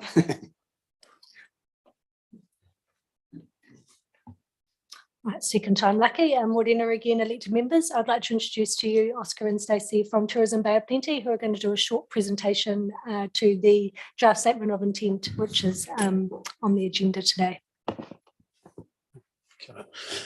Morena, I'm your worship the Mayor, councillors. Thank you for the opportunity. Yeah, just I suppose very happy to take any questions as well, but just to highlight a few things. Firstly, thank you very much for your ongoing support of our direction. We're pretty committed to continuing on that path of regenerative tourism and balancing out the value of tourism to both the community and the economy. So we thank you for that. As per the letter of expectations, just to sort of give you a bit of a high level. So this year, we now have 2 letters of expectation as opposed to 1. So we have a specific letter of expectation from yourselves and also a letter of expectation from Tauranga City Council. And what we do, we've taken both of those and tried our very best to put those into one merged statement of intent, which is what you have here. And I think we've managed to both keep up our focus on our 10 KPIs, 5 of those being the 5 well-beings, including our organisation as one of them and our staff. And then we break that into 3 sort of destination management KPIs and 2 marketing KPIs that broadly encompass both council remits. And then through Jodie and the direction outlaid in the letter of expectation, we've managed to keep our focus on those 5 focus areas: regenerative tourism, elevating Māori tourism proposition, focusing on horticultural provenance, predominantly through Favours of Plenty at this point. The continued focus on walkways and cycleways and tech park. So I'm happy to talk to some of those in particular or take questions, whatever would be more beneficial. Thank you, Oscar. Are there any questions? Councillor Henry. Alignment with Western Bay Plenty's focus. You've got improved residents' quality of life. Would you talk, sort of expand that, how that plays out in tourism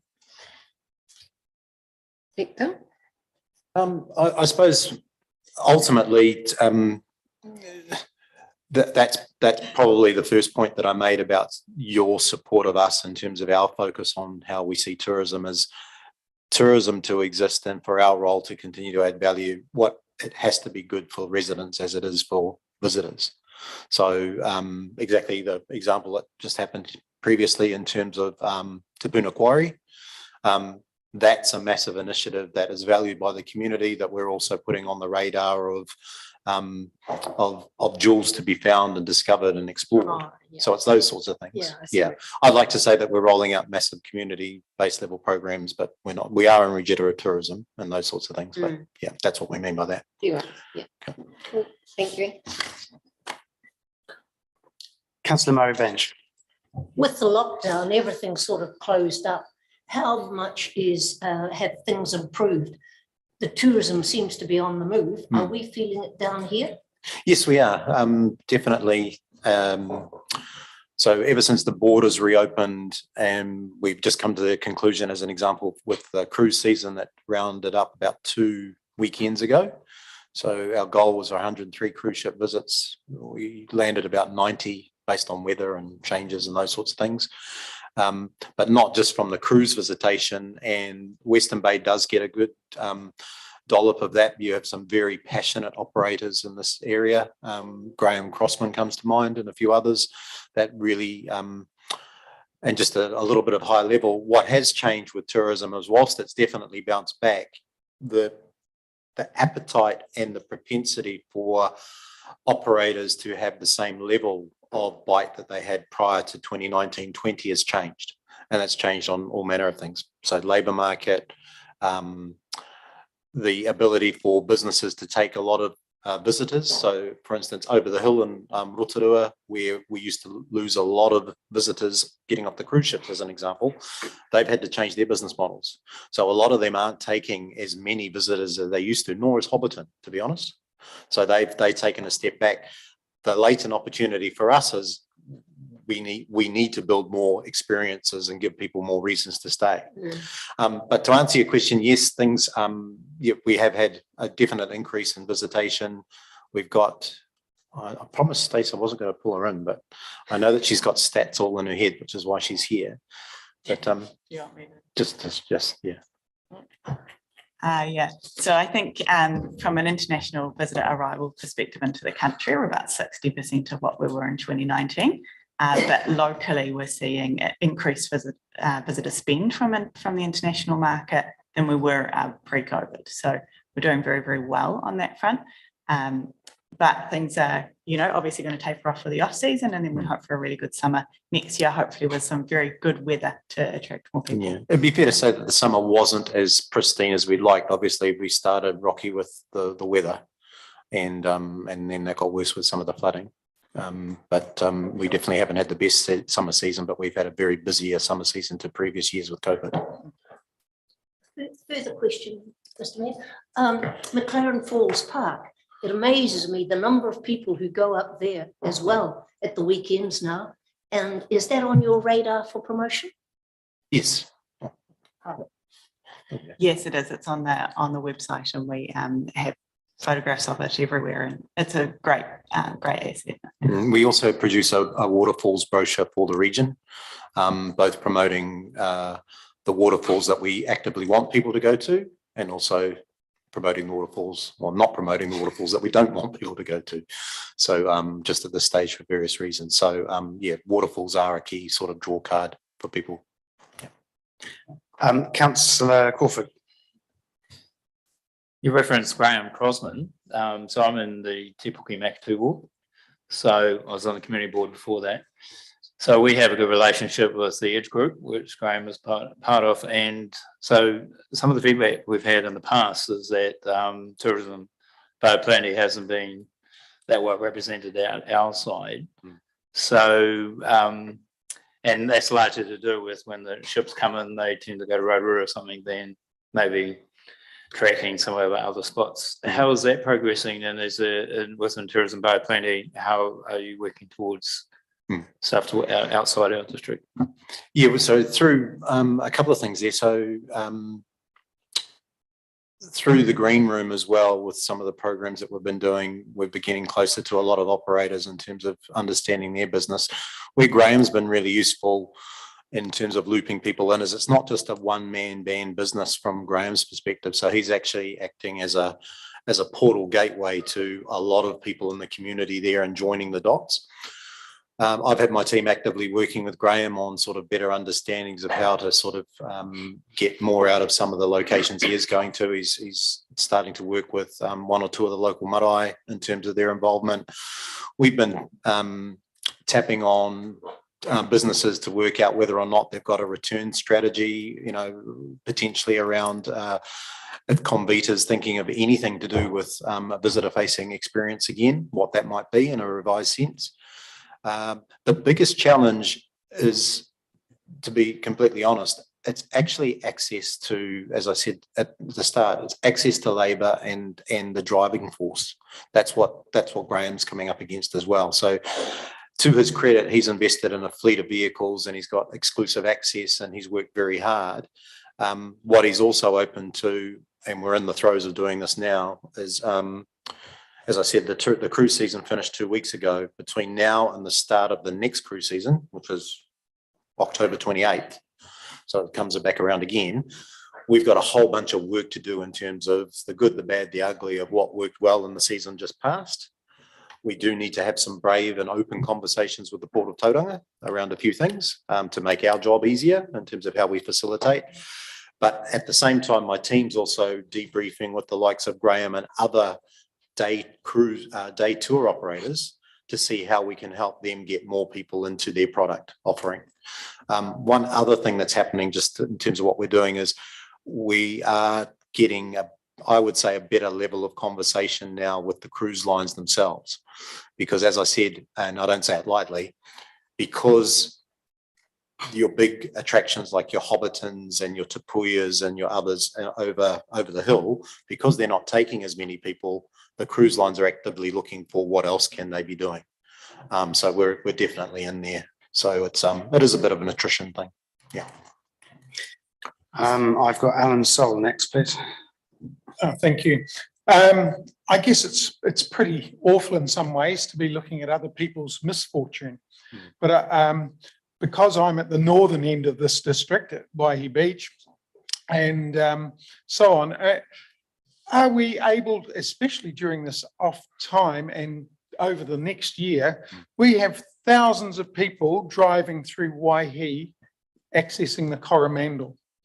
And I see that as an opportunity to develop further, to try and get some more local participation in our facilities here. Are there particular things that you have in mind to try and get some of those people to hang a right when they're in Waihi as opposed to carrying on through to the Coromandel? And also, if you have got some suggestions, I'd like to hear them, because I'm interested in driving this one in Waihi Beach in particular as well. But it's the whole district, I think, has got an opportunity, and it's just till that road's rebuilt, it's time to jump. Yeah. So good question. So we're working quite a lot with the Waihi Beach Collective, both through what we've done with the Green Room, and also we've got a collective with Rion Tunui and Mr. Kennedy, I think his name is, Andy. The other mayor, I think, is what he's referred to. So we're working quite heavily with Andy and their group, and we've recently, probably about 2 months ago, we did a focused product development sort of session at Athenry to look at what experiences could we build up and deliver. Again, it comes down to a couple of things. It comes down to us being able to identify product that people can sustain during the low and shoulder season, which is coming into now. Like we've just come off Easter, so we're going into it. Come off the school holiday. We're coming up to school holidays, and the other thing is which products have got the propensity to be open when, and how can we develop experiences around them. So even now, to be brutally honest, hospitality, many hospitality places are shut on a Monday. And some are shutting sort of just to balance out their hours and labour. It's about the fourth time I mentioned labour as an issue. But what we are doing specifically is, we've got another bit of a quarterly work group catch up with Rion, Mr. Kennedy, and a few other people, probably in about 2 months' time, because we've got an ongoing commitment to develop a Waihi Beach collective experience that we are going to trial for the upcoming cruise season and get operators. So it's a bit of a chicken and egg. So essentially, to get on the cruise ships and everything else, you have to prove a product. So we've got 1 or 2 cruise lines that are open to that opportunity, given their things have changed as well. And that collective that we're talking about specifically for Waihi Beach are quite interested in sort of maybe putting up 4 or 5 experiences over the season, and to basically prove the pudding. That's literally what you have to do in terms of sales. So outside of that, we've got, I'm not sure if we're going back and doing a second round in Waihi. No, it's Te Puke. Te Puke is the next one that we're doing with the green room. Yeah. Thank you. Councillor Daly. Oscar, I just want to ask about the storytelling aspect of your objectives, and just wondering, you do a lot of stuff online. Obviously, we get the email updates, and I see under cultural wellbeing, you've developed a cultural storytelling and wayfinding app for residents and visitors to Tauranga City, and you've expanded the app to include wider Western Bay region content and product offerings.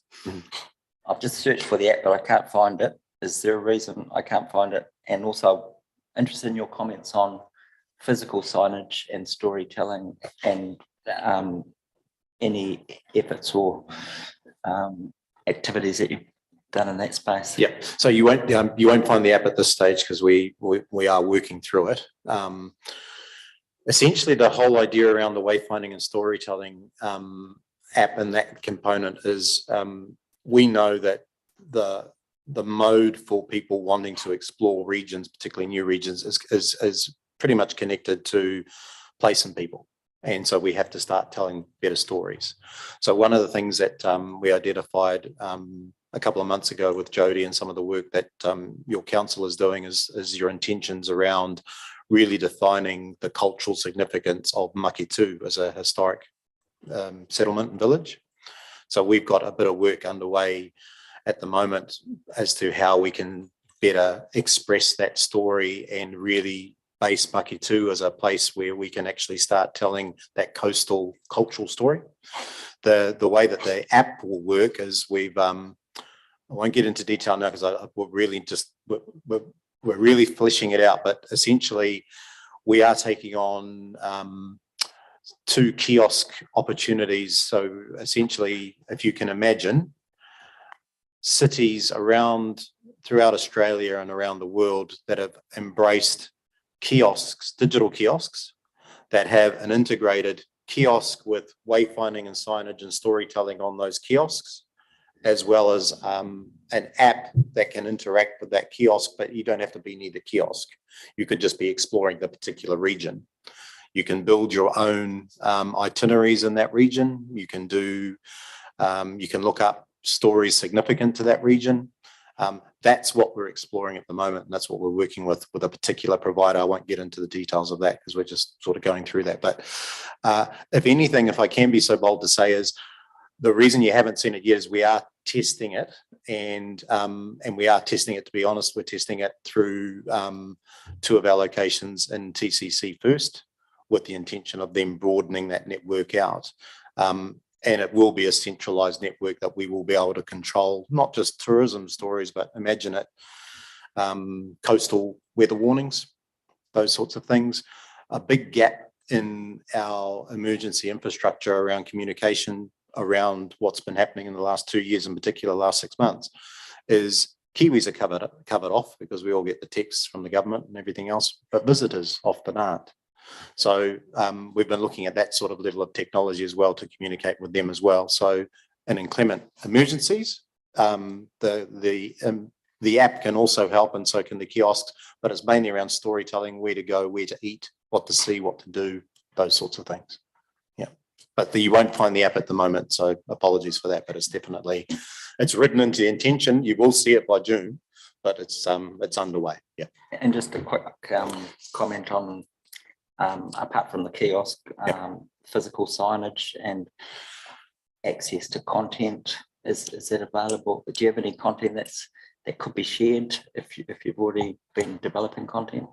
When you talk about physical signage in terms of, like at a destination or a point of interest, there's a sign in front of you. Yeah, that doesn't require you to look at your phone, but oh right, yes. So yeah, in terms of part of that whole wayfinding and signage framework, we have been exploring things like QR codes on kiosk poles and those sorts of things that can bring to life that information. One of the reasons you haven't seen the app yet is we're testing, sorry to get technical, but we're testing the digital technology that we've got that we can deploy information to our through the EDMs or the electronic newsletters you see, the websites we control. We also want an API to talk to that same content management system to push out to the kiosks. So very simply, you imagine on that wall, if that was the region, there'd be 20 kiosks positioned around the region. We're working hard to make sure that everything lines up so we can deploy kiosk 1579 to be telling this story on this date, or this having this information deployed. When it comes to signage, more particularly around wayfinding and such, I'll be honest, we haven't really had those detailed discussions. I am on a committee of regional tourism organisations that are working with Transit New Zealand. They've started murmuring about a revisit of tourist signage, which I'm trying to get my head around because I was quite involved in that many years ago. That's the brown signage you see. And I'm just hoping it's not a way of Transit trying to pass its obligations on paying for a lot of that signage, because they have been in the past. But yeah, I haven't had a granular level of signage conversation at this stage. Yeah. Okay, I have Councillor Joyce, Councillor Murray Benge, and then Councillor Henry. So Councillor Joyce first, please. Just looking at your budget, yes I do, it looks quite challenging, right? Tauranga City Council is cutting its contribution. BRP Regional Council's contribution disappears. I don't know if that's going to disappear or whether that's just a budgetary thing. You can't count past that date, yeah, because of them. Your deficit looks like it's going to double. So what are you doing to manage the finances? So a couple of things. Bay of Plenty Regional Council aren't a permanent funder of us. So the Green Room program is an on-off program. We have some massive intentions around getting continued. They've been really happy with the rollout of the Green Room. Wouldn't be a stretch to say that they're very interested in some other things that align with our regenerative focus around moving this whole coastal Bay of Plenty region from one of the worst car users to one of the most prolific sort of e-charging stations in the country. That's a goal that we've got, and they're aligned with that. I think the Climate Commission came out report yesterday had mentioned one of their 9 things was one of those as well. So there's a bit of alignment going on there. So Bay of Plenty Regional Council, I think, if anything, is an untapped resource for the intentions we've got. Yes, you're right about Tauranga City Council, where they've removed sort of an access to a level of funding that we've had in the past is from the airport reserves. So the airport reserves, so in the first year for next year from July 1 through to June 30, we've got an offset situation where they're reducing our access to those reserves, but we've also been sitting on as a requirement to a degree some of our own reserves. So we're meeting that shortfall. So we're not too worried in the next 12 to 18 months directly. But outside of the base statement of intents that we're signing off on here, we've also been exploring what other projects and opportunities can we be doing that may not come out of directly these lines, but that might complement some of the intentions you've got as a council, and the same with Tauranga City Council. So we're trying to get everyone to look at us not so much as a CCO that just sort of comes and puts out the bowl every year or 3 years or whatever and delivers on those things, but we're also saying we've actually got quite a bit of smarts around some of the things you're doing in your own BAU that we could help. So that's happening there. I think the other one that isn't on anyone's radar at the moment, and it's still shaping, is there is a national discussion around the other thing that's impacted on our financials is most regional tourism organisations, there's 31 across the country, have enjoyed a degree of support from central government through MBIE for funding that was to offset the fact that the government closed the international borders. So they knew that that impacted on a significant percentage of visitation to regions. So they calculated, based on a sort of universal, domestic universal tool, they calculated international visitor nights, and they sort of offset that a little bit with some regional events funding and also MBIE funding for programs. Those two things are coming to an end on June 30. But it would be fair to say there is conversation that's been raised at a government national level to say the momentum that everyone's been building in the regions for destination management can't just stop. So there are some other models there, but I'm not aware of that. We're getting presented some options on that in about a month's time. But I do acknowledge that, yeah, it's going to be tough, but we can Yeah, deal with it. $700,000 deficit per year. Yeah. It's presumably not sustainable. Sorry? It's not sustainable. How much? The deficit that you're talking about, $700,000 a year. Yeah, so when we get to years 2 and 3, that's what's there at the moment. I don't expect that to, I expect us to sort of be working for some other options by then. Yeah. Councillor Murray Bench. Firstly, thank you, because in days gone by, Waihi Beach to Makatu were definitely not on your radar, and are delighted to think that they are now. And I have to say that fish and chips at Makatu and that funny little cafe must be one of the icons of our district.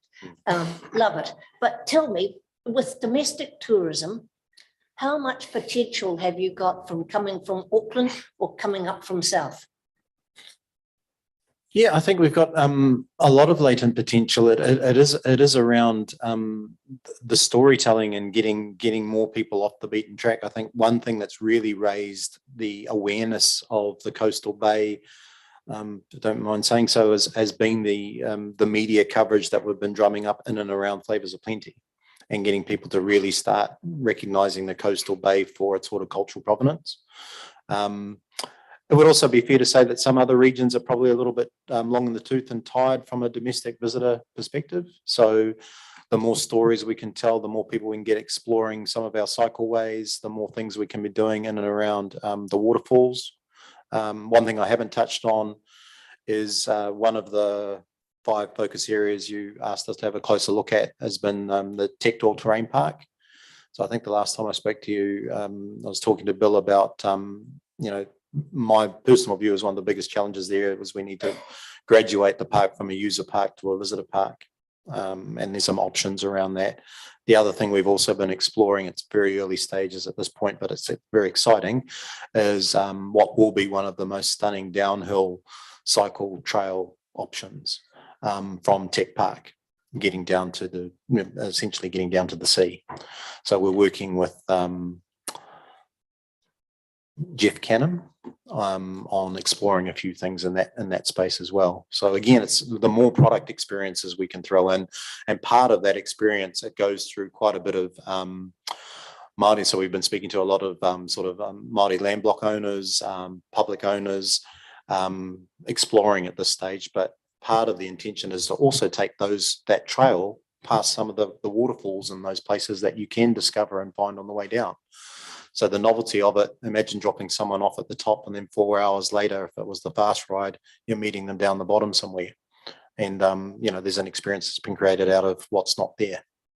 Is there a need for a tea rooms at Tech Park for those visitors who aren't connected to? Yeah, I wouldn't want to sort of get in the way of the planning that's going on at the moment. I know there's some big thinking going on there, but I think I'm on record saying it before. I think to progress from a user park to a visitor park, you probably need to have a visitor-centric focus that might look at an outfitter store. A tea or coffee probably wouldn't go astray either. But I'm sure that work's underway because we've been part of that conversation too. Yeah. Councillor Henry. So I'm from the Western Bay, from Karikari, Waihi Beach. And we've long realised that having opportunities for people who pass through to stop has been beneficial to our economic development. But the traditional ways of doing it, where we have tour guides there, don't necessarily work for the tourists that's on their way through. Might work for the cruise, and where you've got 30 people and it's a booked-in tour. So it's not economical to have tour guides sitting there waiting for someone who may come along 3 hours later or whatever. So we've explored in Waihi Beach QR codes, which show the history, the Pākehā history, and we're looking to add the Māori history of the area on. And in town, in Katikati, we have a tour guide, which people are preferring not to use because it's a bit complicated with over 100 murals and you can't really read where they all are on the map. So I can see them going around and they're reading it, but reading the signs, but not taking that, not really getting the full story.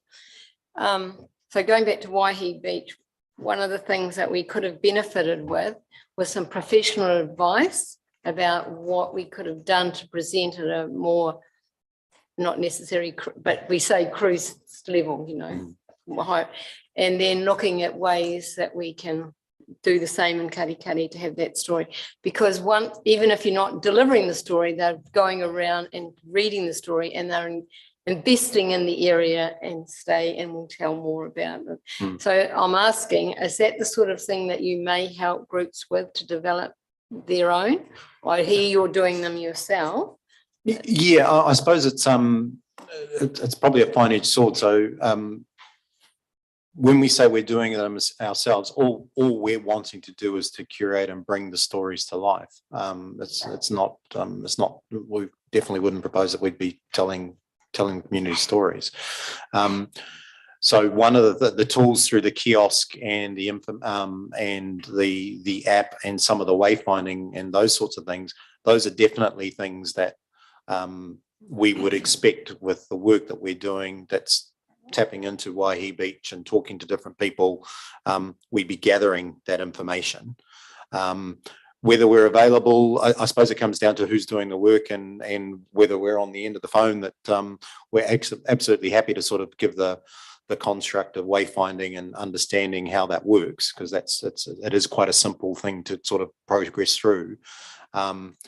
So yeah, I suppose I can talk to Jody and we can sort of make sure that if there is a parcel of work that's being done in a particular area, that our sets of eyes are over that, and how do we take that content just from the physical sign and make sure that we're putting it up on a website or whatever else, we can do that. Yeah. Councillor Crawford. Just under other revenue, including industry contributions, how is that gathered? Is it like a membership, contribution type sort of thing? So that's under your budget. Yeah. 129,000. Yeah, so that would be we're not membership. It would complicate it. It's hard enough being accountable to you folk, to be honest. The membership is it's not something that we entertain. Some RTOs do have membership.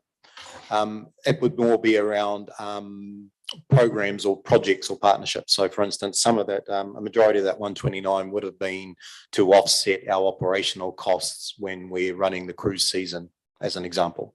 So for us, to just without delving deep into the business, is for cruise season in the past, we've had 2 40-foot containers, and we've had a whole bunch of volunteers and paid for eyesight staff that would facilitate the arrival of a cruise ship anywhere from 1,000 people to 4,500 people. The commercial operators that would partner with us on the port, we actually assign cruise desks, and they pay a portion of a fee for them to be able to be there, to also sell their experiences and tours and everything else. And it allows us to keep things tidy and to offset the cost of labor and those sorts of things. That's pretty much what that revenue comes into.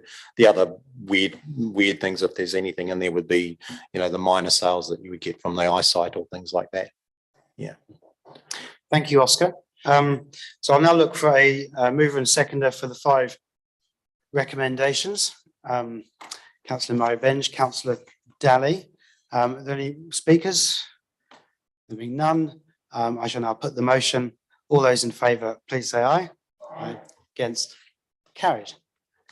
Thank you, Oscar. Thank you, Stacey. Kia ora, everybody. Thank you. Thanks.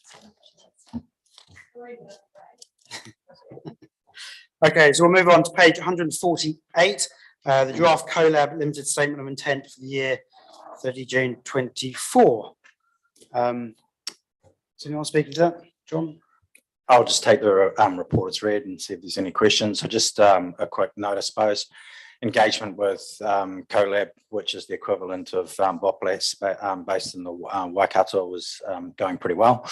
In addition to procurement opportunities, they also focus on a number of shared services and big procurements such as IT systems. So something that we are very interested in, and we're building that relationship and getting more involved with what they do. So it's a good positive relationship. Any questions? So I'll call for a mover and seconder to those 2 recommendations, please. Councillor Henry, Councillor Sol. There's no speakers. I shall put the motion. All those in favour, please say aye. Against? Carried.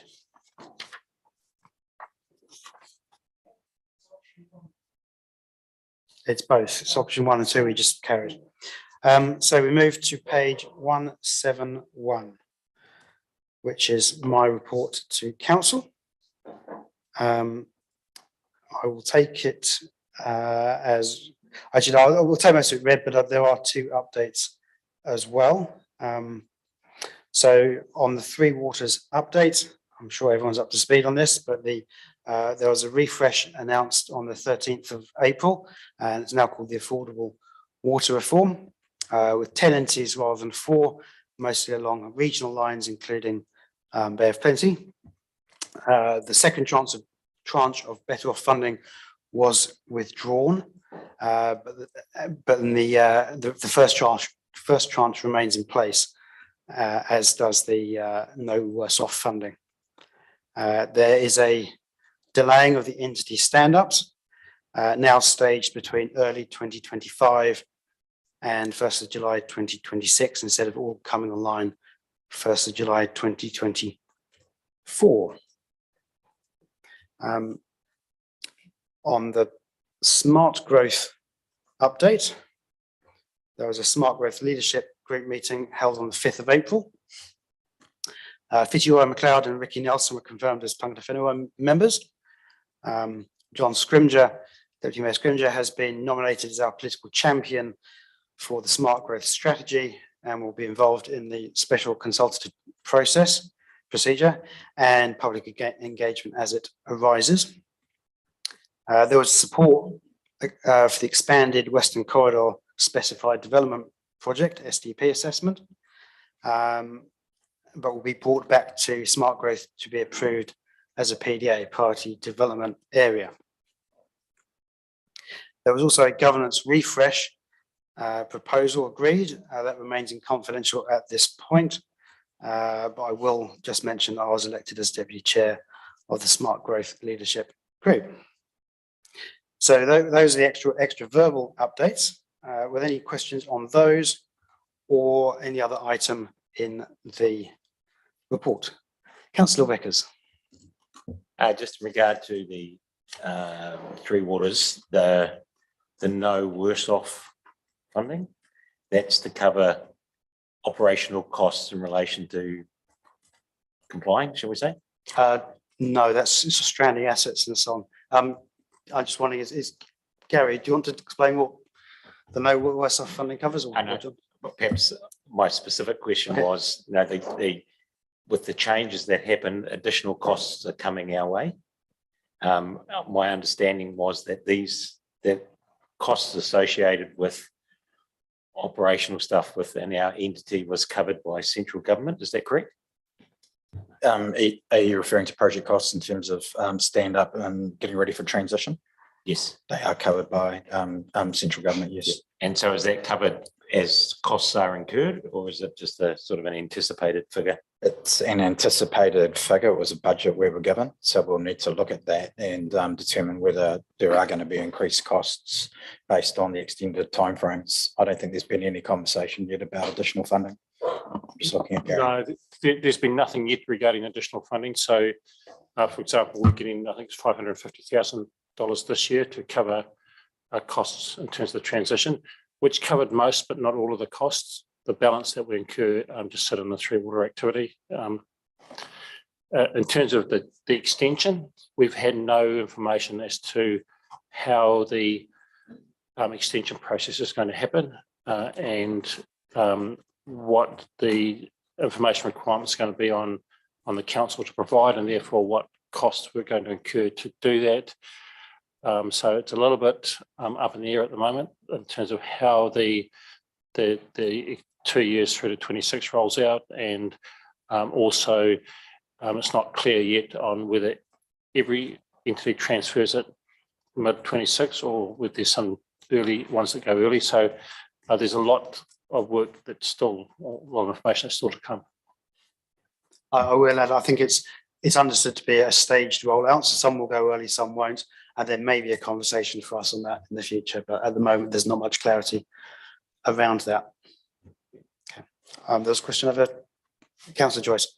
An easy one for one of them. You talk about a presentation from Transpower and Powerco. I'm just wondering what that covered. And the other thing is on the Three Waters. Can you give us an update on the mayoral declaration and where that's up to, please? So the Transpower and Powerco, that was it was primarily a relationship meeting.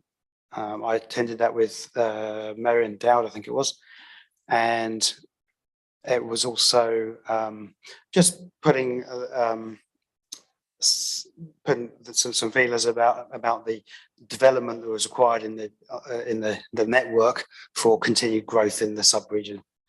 So it was pretty high level stuff. I mean, I'm not going to try and relay to you, diagrams of cables and. Yeah. I guess the question is, do we have enough power as we keep growing?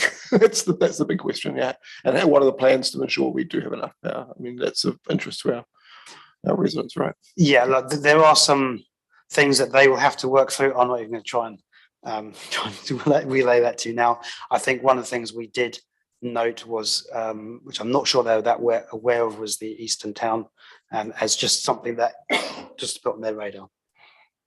Yeah, but most of it was actually about Tauranga City and how they feed power into there, to be honest.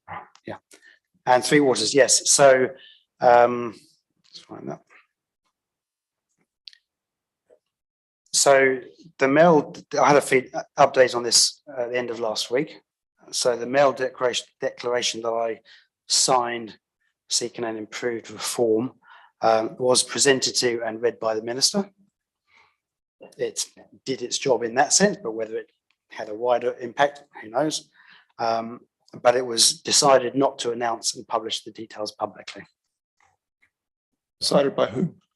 Sorry, decided by whom? The organisers?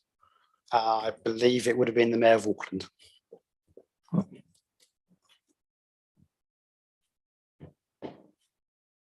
Yeah, that's it. I don't control what the Mayor of Auckland does.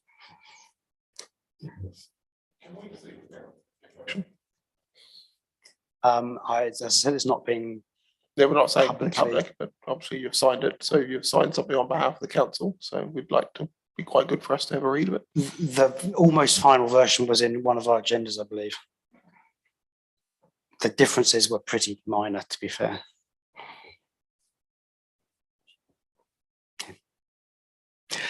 Councillor Murray Bench. Question, sir. The first one is with Tauriko and the joint meeting with Tauranga City or Smart Growth to actually give that priority for the Tauriko development, but that includes State Highway 29, doesn't it? Because the one thing can't go ahead unless that road is fixed. I'm not sure which meeting you're referring to. But you refer to Tauriko 29, I wrote down, and Smart Growth. Yeah. Deciding that it needs more houses has that come up? Is you having any? Well, I think Western Bay Council and Tauranga City Council are united in their belief that State Highway 29 needs to be upgraded to ensure access to the port. The other one is you met with Chorus and. I just covered that. But okay, cool. All right. And the other one is. Sorry, no.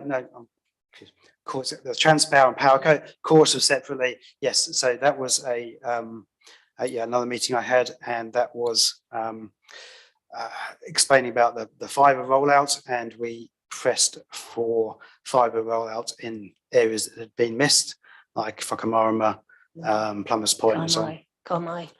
Yeah, the Kaimai as well. Yeah. Positive response? Yes, it was. I mean, I can't give a guaranteed result here, but they were looking into that, and it's part of a bigger process and how it's all funded. Vodafone has changed its name, and it's promising to have a decent service right across the country by 2024, I think it is. Is Chorus sort of matching that? Well, that's a different offering. That's cellular rather than fibre. Could I, as for the Merrill combination, are you looking at Te Mana Otawai and the implications of that on Three Waters? What do you mean by Merrill combination? Well, has the research that's being done included Te Mana Otawai and the implications of that on the Three Waters? I'm not sure what you mean by the. So who are you suggesting is doing this work or might do this work? Somebody has to. I'm sure the entity will be doing that. I'll leave it for Stuart Crosby, a question for Stuart when he comes in. Right, thank you. Any other questions? Councillor Daly. James, since Margaret asked three, I'm interested about the meeting with Jeff and Diane Ford. It's got to be interesting, but the other one was the appointment of John as a political champion, and I'm just wondering what that role encompasses. Well, as I said, that's really just to participate in the special consultative procedure, and if there's hearings, he'll be involved in that.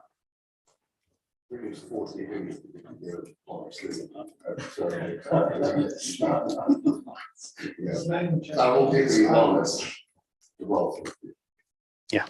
And are you prepared to comment on the meeting with Jeff and Diane Ford? I'm not sure I want to go into details of meetings of private individuals. They own land in Te Tumu and so on, so that's what we discussed. Raise the issue to Timu. Are we progressing there at the right pace? Because we put $5 million into holding that up, and well, we're not progressing to Timu. That's TCC's. Yes, but you're linked in there with the conversation. Are they making serious progress? I believe there's been progress made, but I couldn't honestly say I've been involved in negotiations with iwi Māori. Would it not be fair to say it's irrelevant to us and that we get our money out in a couple of years' time anyway, and that's the end of the story from our council's point of view? Thank you, Just Deputy that we Member. need the houses, sir. We need the houses. Indeed. Any other questions? No, in which case I shall move receipt of that report. I'll look for a seconder. Councillor Henry. I shall put the motion. All those in favour, please say aye. Against? Carried. Now we move to the Chief Executive's extraordinary report. Are there any questions of the Chief Executive? We don't need to do anything. Okay. We need to, Okay, so with that, we shall, we need to move into confidential. So I'm looking for a move and seconder to resolve to exclude the public, please. Councillor Sol, Councillor